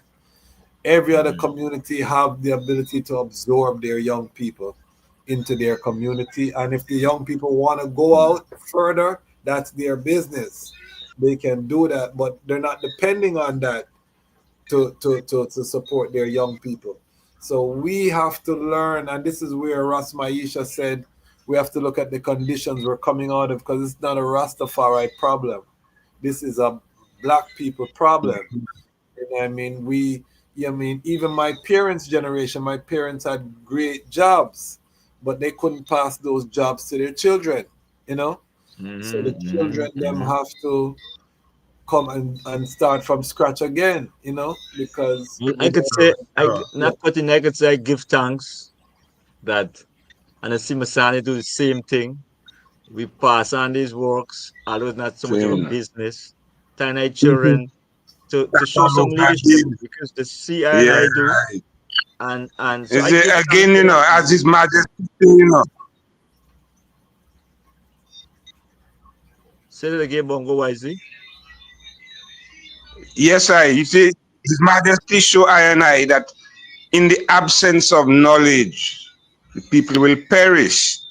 Yes. That's And right. from our story coming down, colonialism, that was one of the first things they did from us, take away our knowledge, the Mm-hmm. knowledge of ourselves, and enforce something strange, something Mm-hmm. foreign to us as education, you know. So that is why all them things are happening today. Even because in terms of the Rastafari, especially when you look at the Nyabingi gathering, the 12 tribe is well structured. They have their thing within the Levity, but then at least as a structured movement, you could see how they go in.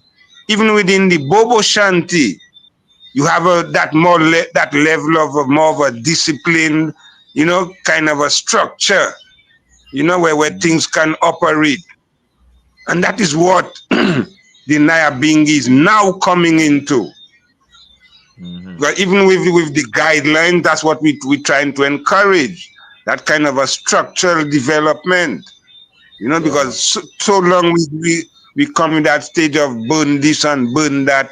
Right now, we need to get ourselves organized, centralize, like His Majesty say, and come as one. That is That there. is where you will be able to get the benefits of that true liberation. But when we remain divided, as you say, because of but a flag, that one see the other one as an enemy, and them kind of things there. But then I must say, within this, as the generation goes on, more tolerance is Yes. being executed. Ones are becoming more tolerant with one another. And right now, you have Bobo Shanti and Nyabingi having unity summits, ISIS together, and them Yes. kind of things there. So that is a beginning, and we have to Yes. continue to move in that direction. Tolerance and goodwill Mm, That is that's is right. is another thing that is lacking amongst I and I. I As want to I give. said earlier on, I, Zula, I want to because say something. a man coming from a different perspective, right away Yes. you want to just diss him and make him look like an enemy. Um, Give give thanks. thanks. I want Sister Masani to block, and then I'm gonna ask everyone to just give their final statement. Again, we're here celebrating. We touched 50,000 subscribe. Actually, we're at 52,000 now. We never stay long at 50,000. We just say hi and we keep moving, because Wow. this is the fastest growing Rastafari platform on the planet. And we give thanks for everyone tuning in. We're trying to reach 50 people in Patreon. We're at 41 right now. So join the monthly subscription so you can be a part. We're going to be giving grants to Rastafari workers. Once we hit 50, we'll be voting every month. We have a monthly town hall meeting. You can watch the town hall meetings for free if you join as a free member of the Patreon. We have very islandful meetings, networking, enough things happen behind the scenes at the Lion Voice Network. So if you want to be part of a like-minded community, everyone in the hailing His Majesty or His Pan-African, join the Patreon. Big up Ras Bideli. He's our latest patron. He's a Ras from Belgium. So we have Rasses from all over. Sister Lisa, who was at Rastafest, she's a white lady from the UK. She signed up right away for the Patreon on the spot at Rastafest at the conference. Big up yourself, Sister Lisa. So it's not, you can be from any race, class, creed, but we do say our role in the media is to restore that link between Rastafari and the Pan African vibration. So we do keep it black, without apology. That is our lane. I have white Rastafari brethren in the Patreon, and I encourage them to create their channels and to do their. Everybody have to have a lane, And as a Naya Bingi brethren, even though we're not aligned, we showcase everyone. We want to highlight the root of Rastafari, which is the black identity, the black liberation part of the movement, which I feel is getting watered down as we, the one love and the hippieization. So we're not on that. We're on the root of this thing, which is the black redemption, repatriation, African liberation. That is what Lion Voice Network. That's our lane. But we support and we love everyone. We're not anti anyone. We are pro Rastafari. Haile Selassie the first.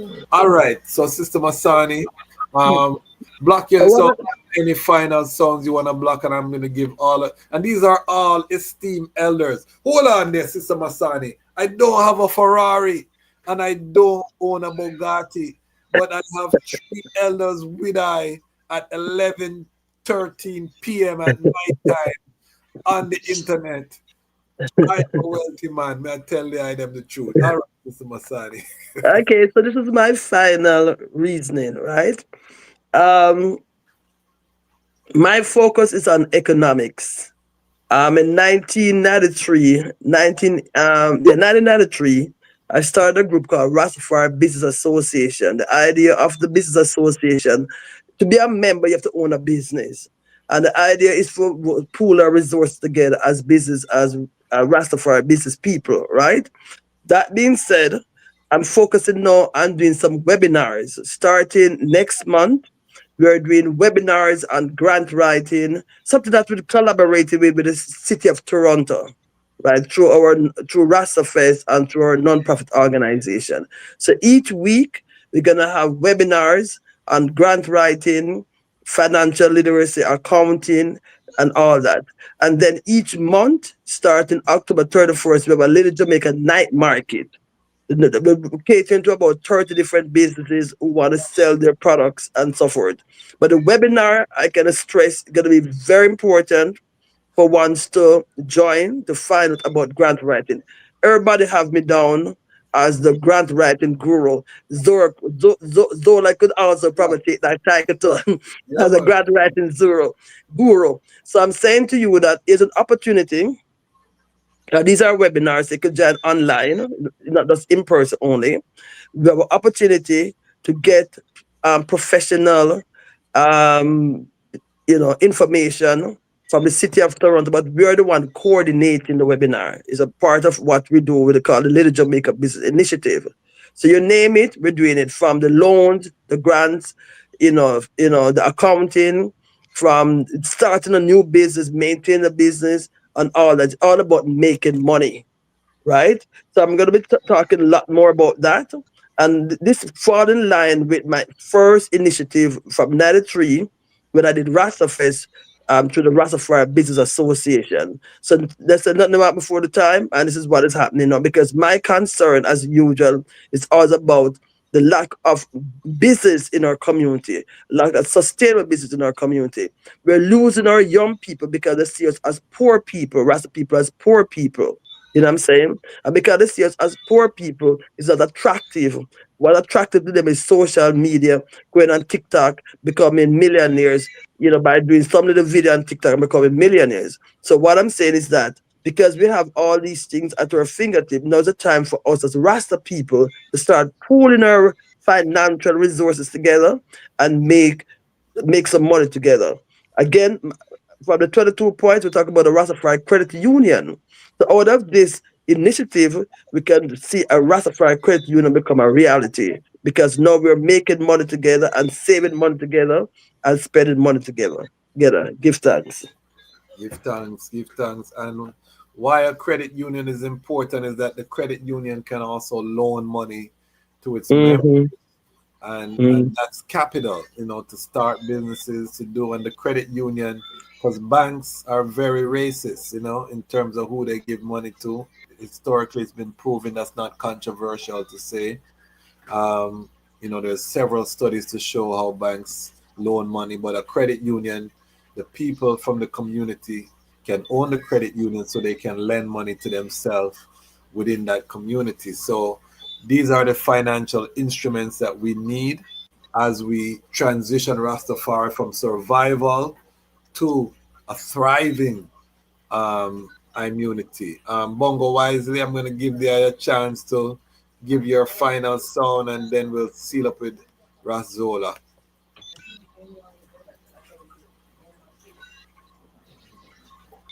Yes, I give thanks, Rastafari. Yeah, man, always a pleasure, to be on the Lion Pride. I give thanks for the milestone which the Pride has achieved, and we're looking to continue, take it higher and higher every time. Yeah, man, it's a pleasure. Yes, as His Majesty always show I is due to the lack of knowledge, our people suffer and perish. And then, as I said earlier on, colonialism, one of the intention of colonialism was to deprive us of our true knowledge. And what we received was indoctrination. So as Rastafari, with the evolution of Rastafari, self-consciousness start to develop amongst and right now, most of I are getting to know ourselves.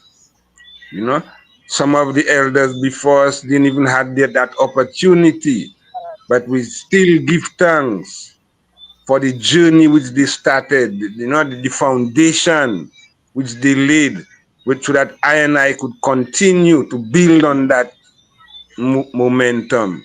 And even the coming generation now, looking upon to I and I, to see to it that whatever foundation we lay is something which is sustainable, something which is solid, where they can feel confident to move on. If not, they will look to try and do their own thing, and that is where the organization, centralization is very important. And the knowledge, the acquiring of knowledge, because financial literacy is something which Rastafari lacking. It's only a Mm-hmm. handful of I, really have that ability financially to be able to know how to use money, how to utilize money, how to invest with money. Because again, we grew up hearing money is the root of all evil. So some of us have that thing where we kind of stay away from too much money because we don't know how to manage it. Mm-hmm. So again, knowledge is increasing, and I can say that the coming generation of even Rastafari, they are ones who have that knowledge, who have been acquiring such knowledge and are ready now to even disseminate it amongst the community. But then the community need to organize itself, structurize itself, so that these things can be done efficiently, and where you do end up wasting resources and them kind of a way there. But these are the things which, moving forward as Rastafari, as it was said, we need to prepare for that new, what was the term that was used, a new psychology of thinking, something to that effect. Because we're moving away from the old, kind of, well, in the Creole language, we say the Gwenbois kind of a mentality, where everything just, a kind of we real chaotic, a kind of a way, without structure, anyhow. But right now, we need to be structured, and that is what will take us to the next level. So again, I give thanks for the opportunity to share with all our listeners, giving thanks. Rastafari. Blessed love. Give thanks, Bongo Wisely. And I forgot to mention tomorrow, I'm going to be going live with the Atlanta Rastafari community. They're having a conference this coming strong in Atlanta, Rastafari conference in Atlanta. So we're going to be doing a special episode with the organizers of the. Yes, I did. A good thing you intervened. There's something I forgot to mention. Yes. Well, the 7th of September this year is be 48 years since the Mount Jimmy raid, where we within Rastafari, we see it as an attempted genocide, where the government sent police up in Mount Jimmy, which is the highest mountain in Ayanola, where the brethren who decide to leave Babylon and go up and live in the hills in harmony with nature and so on. And police came and chased them, run them away because of one individual which they claim stole from a plantation, the colonial plantation and so on. And they thought that he went up in the hills. So they go up in the hills and destroy the whole settings. Wow. All now the Ayanola Council for the Advancement of Rastafari is vehement on calling for reparatory justice. Yes. The same way the governments are calling for reparatory justice from the colonial masters, Rastafari is calling upon the government of St. Lucia for reparatory justice as it pertains to the Mount Jimmy raid. And as I say, 7th of September, which is Sunday, it's 48 years. And I will never ease up on that struggle until the victory is won. Give And thanks. and for those who want to know more about the Mount Jimmy raid, watch Bongo Wisely's original Lion Talk Live episode. It's on the channel. If you go to the home page and click on the live tab, you see all of the live episodes, and just scroll down till you see Bongo Wisely. He goes in depth about Mount Jimmy raid and the history of Rastafari in St. Lucia. So again, we have all of this archive available for the global family to enlighten yourself about Rastafari Chad. Um, before I bring forward Razola, there was a question. Um, there's a Bridget Noak. I've been seeing your comments. Some great sounds. He says, how do you circle the square of being anti-imperialism while celebrating a Christian emperor? I want to just let the eye know that you're in the right place, but the wrong night, because I didn't want to stray the reasoning to that topic tonight. But these are the type of topics that we talk about on this platform. We give you the history, because if you knew who Haile Selassie is, then you wouldn't ask that question. And one of the things we do on this platform is we give the historical facts around who the emperor is, the works, the legacy, so that people have a better understanding why millions of people around the world hail him as the Almighty in flesh and bone. I didn't say thousands, or tens of thousands. That's a millions of people around the world hail this man as the Almighty. There's a reason and why Rastafari continues to grow despite all of the challenges that we outlined tonight. Rastafari still grows. You know what I mean? Ones are still treading in every day into the liberty. And so it's a continual blessing. We continue to find artists that rise up like Chronix, who was mentioned earlier, last big Rastafari artist out of Jamaica. But every 10 years or so, we produce a next one.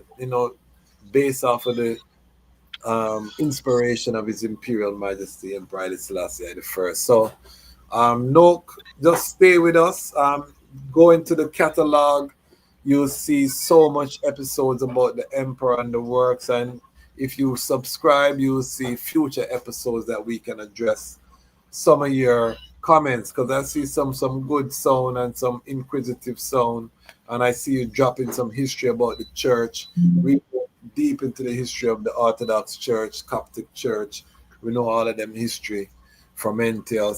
Before that, with the Enoch and the Eunuch, the history of Kush, Nubia, all of that on this platform. So stay tuned and you will get that sip there. But tonight, we're just celebrating the 50,000 and thing. And the Rastafari concept of His Majesty is aligned with the historical figure of him. It's just that most of the item don't know the history. I mean, I tell the truth. I'm a historian on His Majesty. I've done extensive studies, and what I find with most of the detractors is that they have a surface knowledge of who His Majesty is. That is the truth. So I'm gonna seal up, let the eye seal up Brazola with the final sound, and then we're Yes. gonna come forward tomorrow night live, 8 p.m. Eastern Standard Time with the Atlanta Rastafari family to hear about the coming conference this strong. And there's a conference in Atlanta, Rastafari conference. So stay tuned for that. But that's Zola.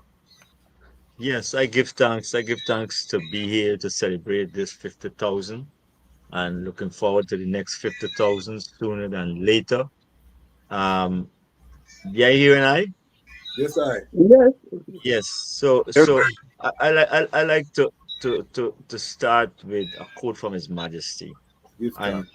part of this quote really inspired my work around the food movement in Canada. And now I like to say the black food movement because we evolved over the last 30 years.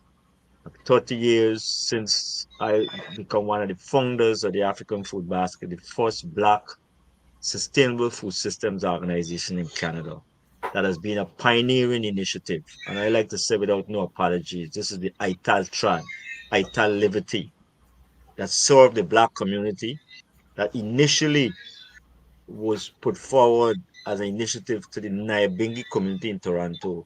I don't think they was ready for something like this, but this is over 30 years, many works of incubator farming, community gardening, backyard gardening, food policy, you name it, straight up to black food sovereignty.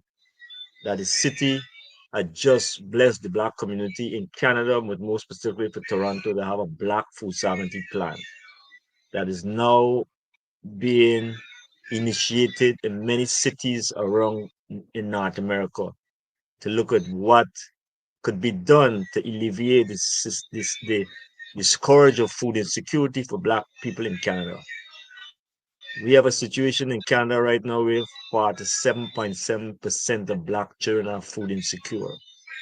Food insecurity is when you could get up in the morning, you don't know if you have a breakfast, and when you're going to sleep in the night as a young child and you don't know if breakfast, if it's dinner coming. But I like to start with this chant from His Majesty and the brethren talk about anti-imperialism. Majesty said, one should realize that thriftness is the basis for the accumulation of wealth and the economic growth of a nation.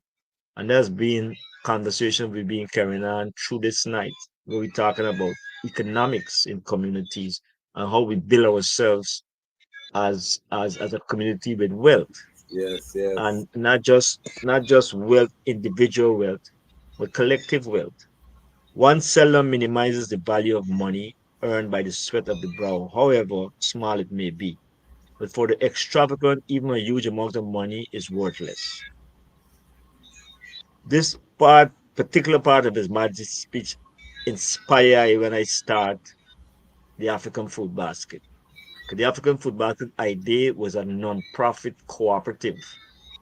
We get a lot of struggle registered as a non-profit cooperative, so we just register as a non-profit organization. But as Massey said, the cooperative movement has long been known throughout the world, and we ourselves have on numerous occasions urged our people to join increasingly in cooperative enterprise. Cooperatives must ultimately play a highly important role in the growth of our economy, and no time can be lost in availing ourselves of the benefits to be derived from them.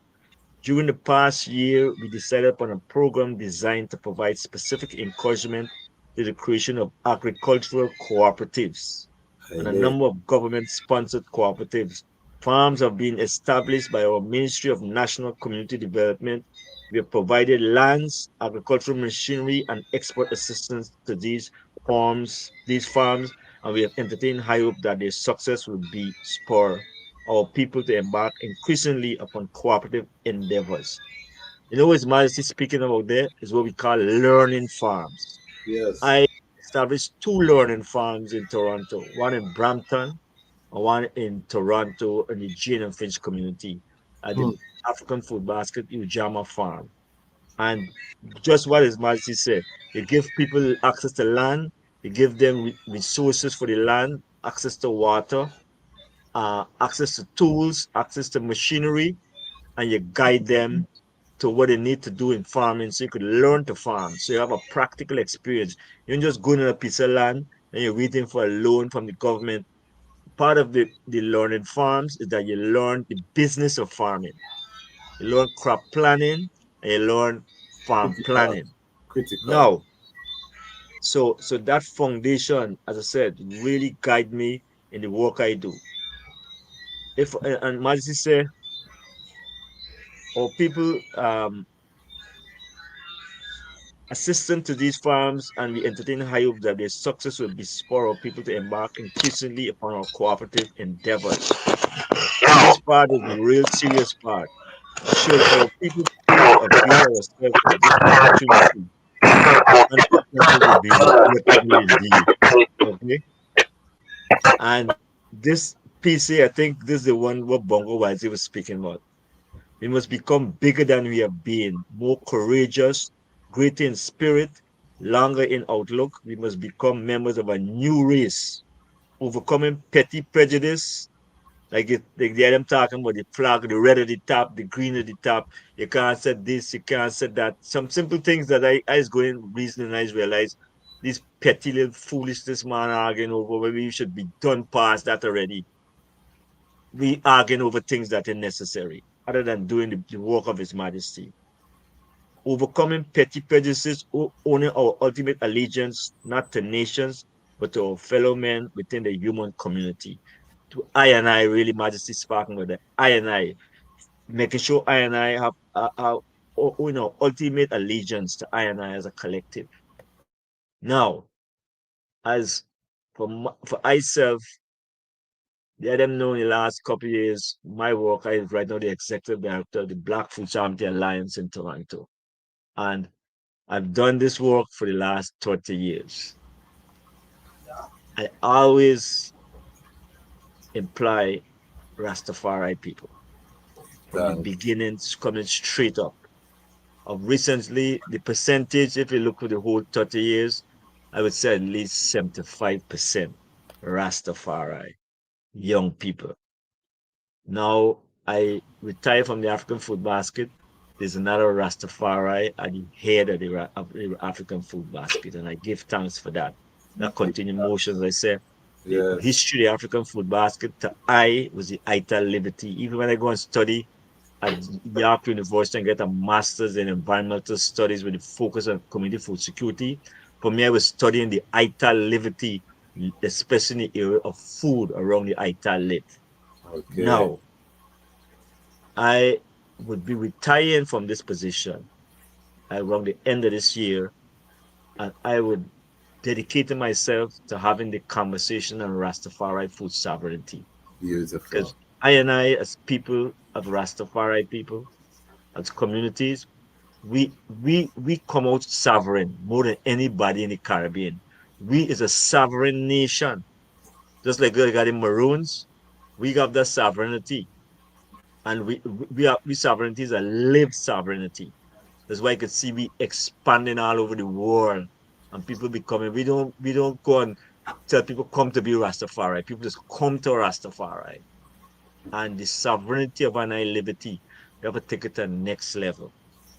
And my work in food, I hope we could gather and we could have conferences and conversation on Rastafari food sovereignty, especially the Ital Liberty.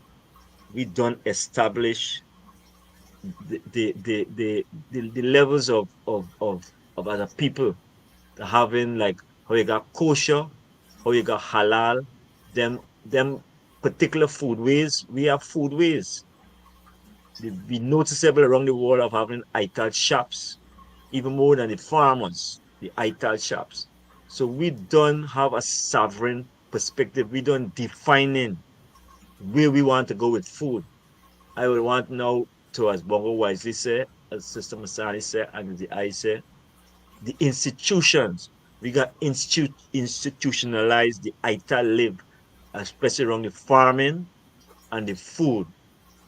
So the conversations, and I looking to be more down in the south. So the conversations around Rastafari food sovereignty. Yes. I dedicated myself with the energies that I have to looking in that direction. How good and how pleasant it is for I to dwell together in love and unity. It's a precious island upon thy head, and even Aaron's beard that went down to the skirts of his garments. As the dew of Hormon and the dew that is descending from the mountain of Zion. For thee the Almighty I, Kadamawi Haile Selassie, and Empress Menin in a balance, commanding the blessing and life forevermore. I lift my eyes unto the hills, for whence cometh thy help. And help coming from the Most High, Kadamawi Haile Selassie, who created Zion and the fullness thereof. Him and not suffer thy foot to be moved. I hold him to keep thine eye should not slumber. Him to keep thine eye Israel should neither slumber nor sleep. For King Selassie keep it, King Selassie shade upon thy right hand. And thy majesty protection, the sun shall not smite thine eye by day, or the moon by night. But him shall rise overnight from all evil, him shall rise overnight light. Kadamabi Haile Selassie is over and I yelling out and I yelling in from this hour unto that hour. And cause the whole Ivan congregants to shine upon I and I, sanctify and I take and I, cause I take yet free from the hands of dirty Babylon. Let the words of my mouth, the meditation of my heart, that will be holy and humble except in thy sight, and I strengthen my redeemer. Eli, Kadamabi Selassie, Rastafari. Rastafari, Eli, Selassie, Eli, Kadamavi, Haile Selassie, and yeah, Empress Menen in a balance. Rastafari. One perfect love. Rastafari. I feel covered by my elders, you know. All of these elders were big people by the time I was born, even though they look younger than I. But you know what I mean? That show you the goodness that Rastafari bring. So family, we have done it. We have done it together. We have reached 52,000 subscribers across the world, tuning into authentic, hardcore Rastafari content, no water down, and we are headed toward 100,000 is the next stop, subscribers, and 1,000 people in the Patreon. That's what we're reaching for. We want the item assistance to make this viable. We want to travel. There's a lot of ancients that need to be recorded before they leave this physical plane, and some of them can't log on to a phone. These are advanced ancients. These are the technology ancients that you see here, but we have a lot of those same ancients that we talk about that live in the bush or that are, you know, more farmer based. They'll never come on the internet, but they have a lot to say and their story needs to be preserved. So I want to be able to travel and to be able to capture some of these history before some of these archives transition. But as the item know, these things cost. So by supporting the platform, you're making sure that we have a robust Rastafari institution. As I said, I had a good long reasoning with Muta Baruka. We're planning some things collectively as well. I will announce shortly. One of our pioneers in Rastafari media as well. There's some collaboration in the works, so stay tuned. I'll be announcing what that looks like. It's the new year, new beginnings for the Lion Voice Network. We're going to continue to grow, continue to improve, continue to be consistent, continue to work hard, and to fulfill the expectation of our elders who have entrusted their time with us, entrusted their love, their prayers. We don't take none of these things for granted, so we're going to continue to work to be deemed worthy of such a great cause. So family, follow, subscribe, and remember that the time has come for the lions to tell our own story. And this is the Lion Voice. More wrestling. Make sure you tune in to the Lion Voice blog and the YouTube. Make sure you click that bell right there and subscribe on the thing, alright? I give a lot, but I ain't giving up, cause I know my time must come. Swah! What are you waiting for? Come together, calling from near and far. Know who you are. What are you waiting for? Rally up, it takes the dust. What are you waiting for? Ancestors paved the way for us. Yes, I am Ketis Oyonde, asking, what are you waiting for to come together? The time has come for the lions to tell our own story. This is the Lion's Voice. Yeah, man. Greetings, Rastafari, Haile, Emperor, the King Selassie, the first, the perfect balance, Empress Menen. This is first man for Rastafari Indigenous Village, recognizing, accepting, promoting Lion Voice. Yes, the voice of Rastafari, speaking about Rastafari, educating Rastafari, preserving, protecting Rastafari.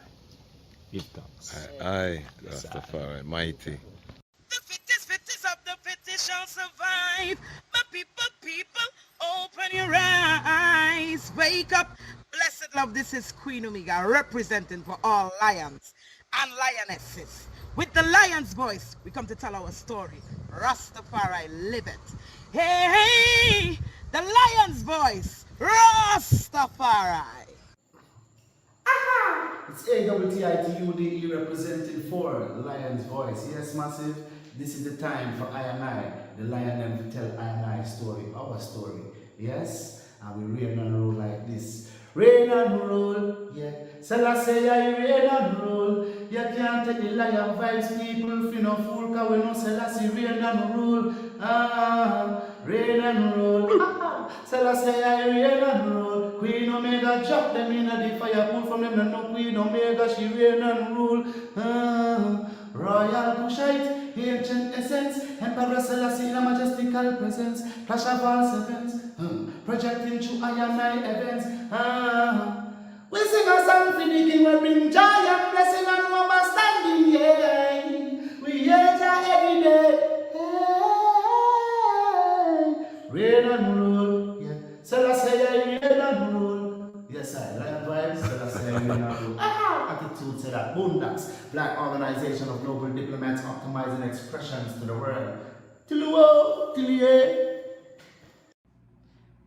I will never stop, hail the Most High, and I will never stop, call Rastafari. Blessed love, this is Kushite representing for the Lion's Voice. We are here to tell our own story, Rastafari. Greetings, this is Ras Tafari. The time has come for the lions to tell their own story. See? This is the lion's voice. Keep it locked, right, sir? Ras Tafari said that. Are you satisfied? Wipe those tears from your eyes. I'm all alone, still you thought I was telling a lie. This is the lion's voice. Keep it locked, right, sir? Amina, the time has come for the lioness to tell our own story. No surrender, no retreat, we are Jaja soldier. Rougher than the streets, tougher than a boulder. Bigging up Lion's Voice. Now put it, I jolly for say that.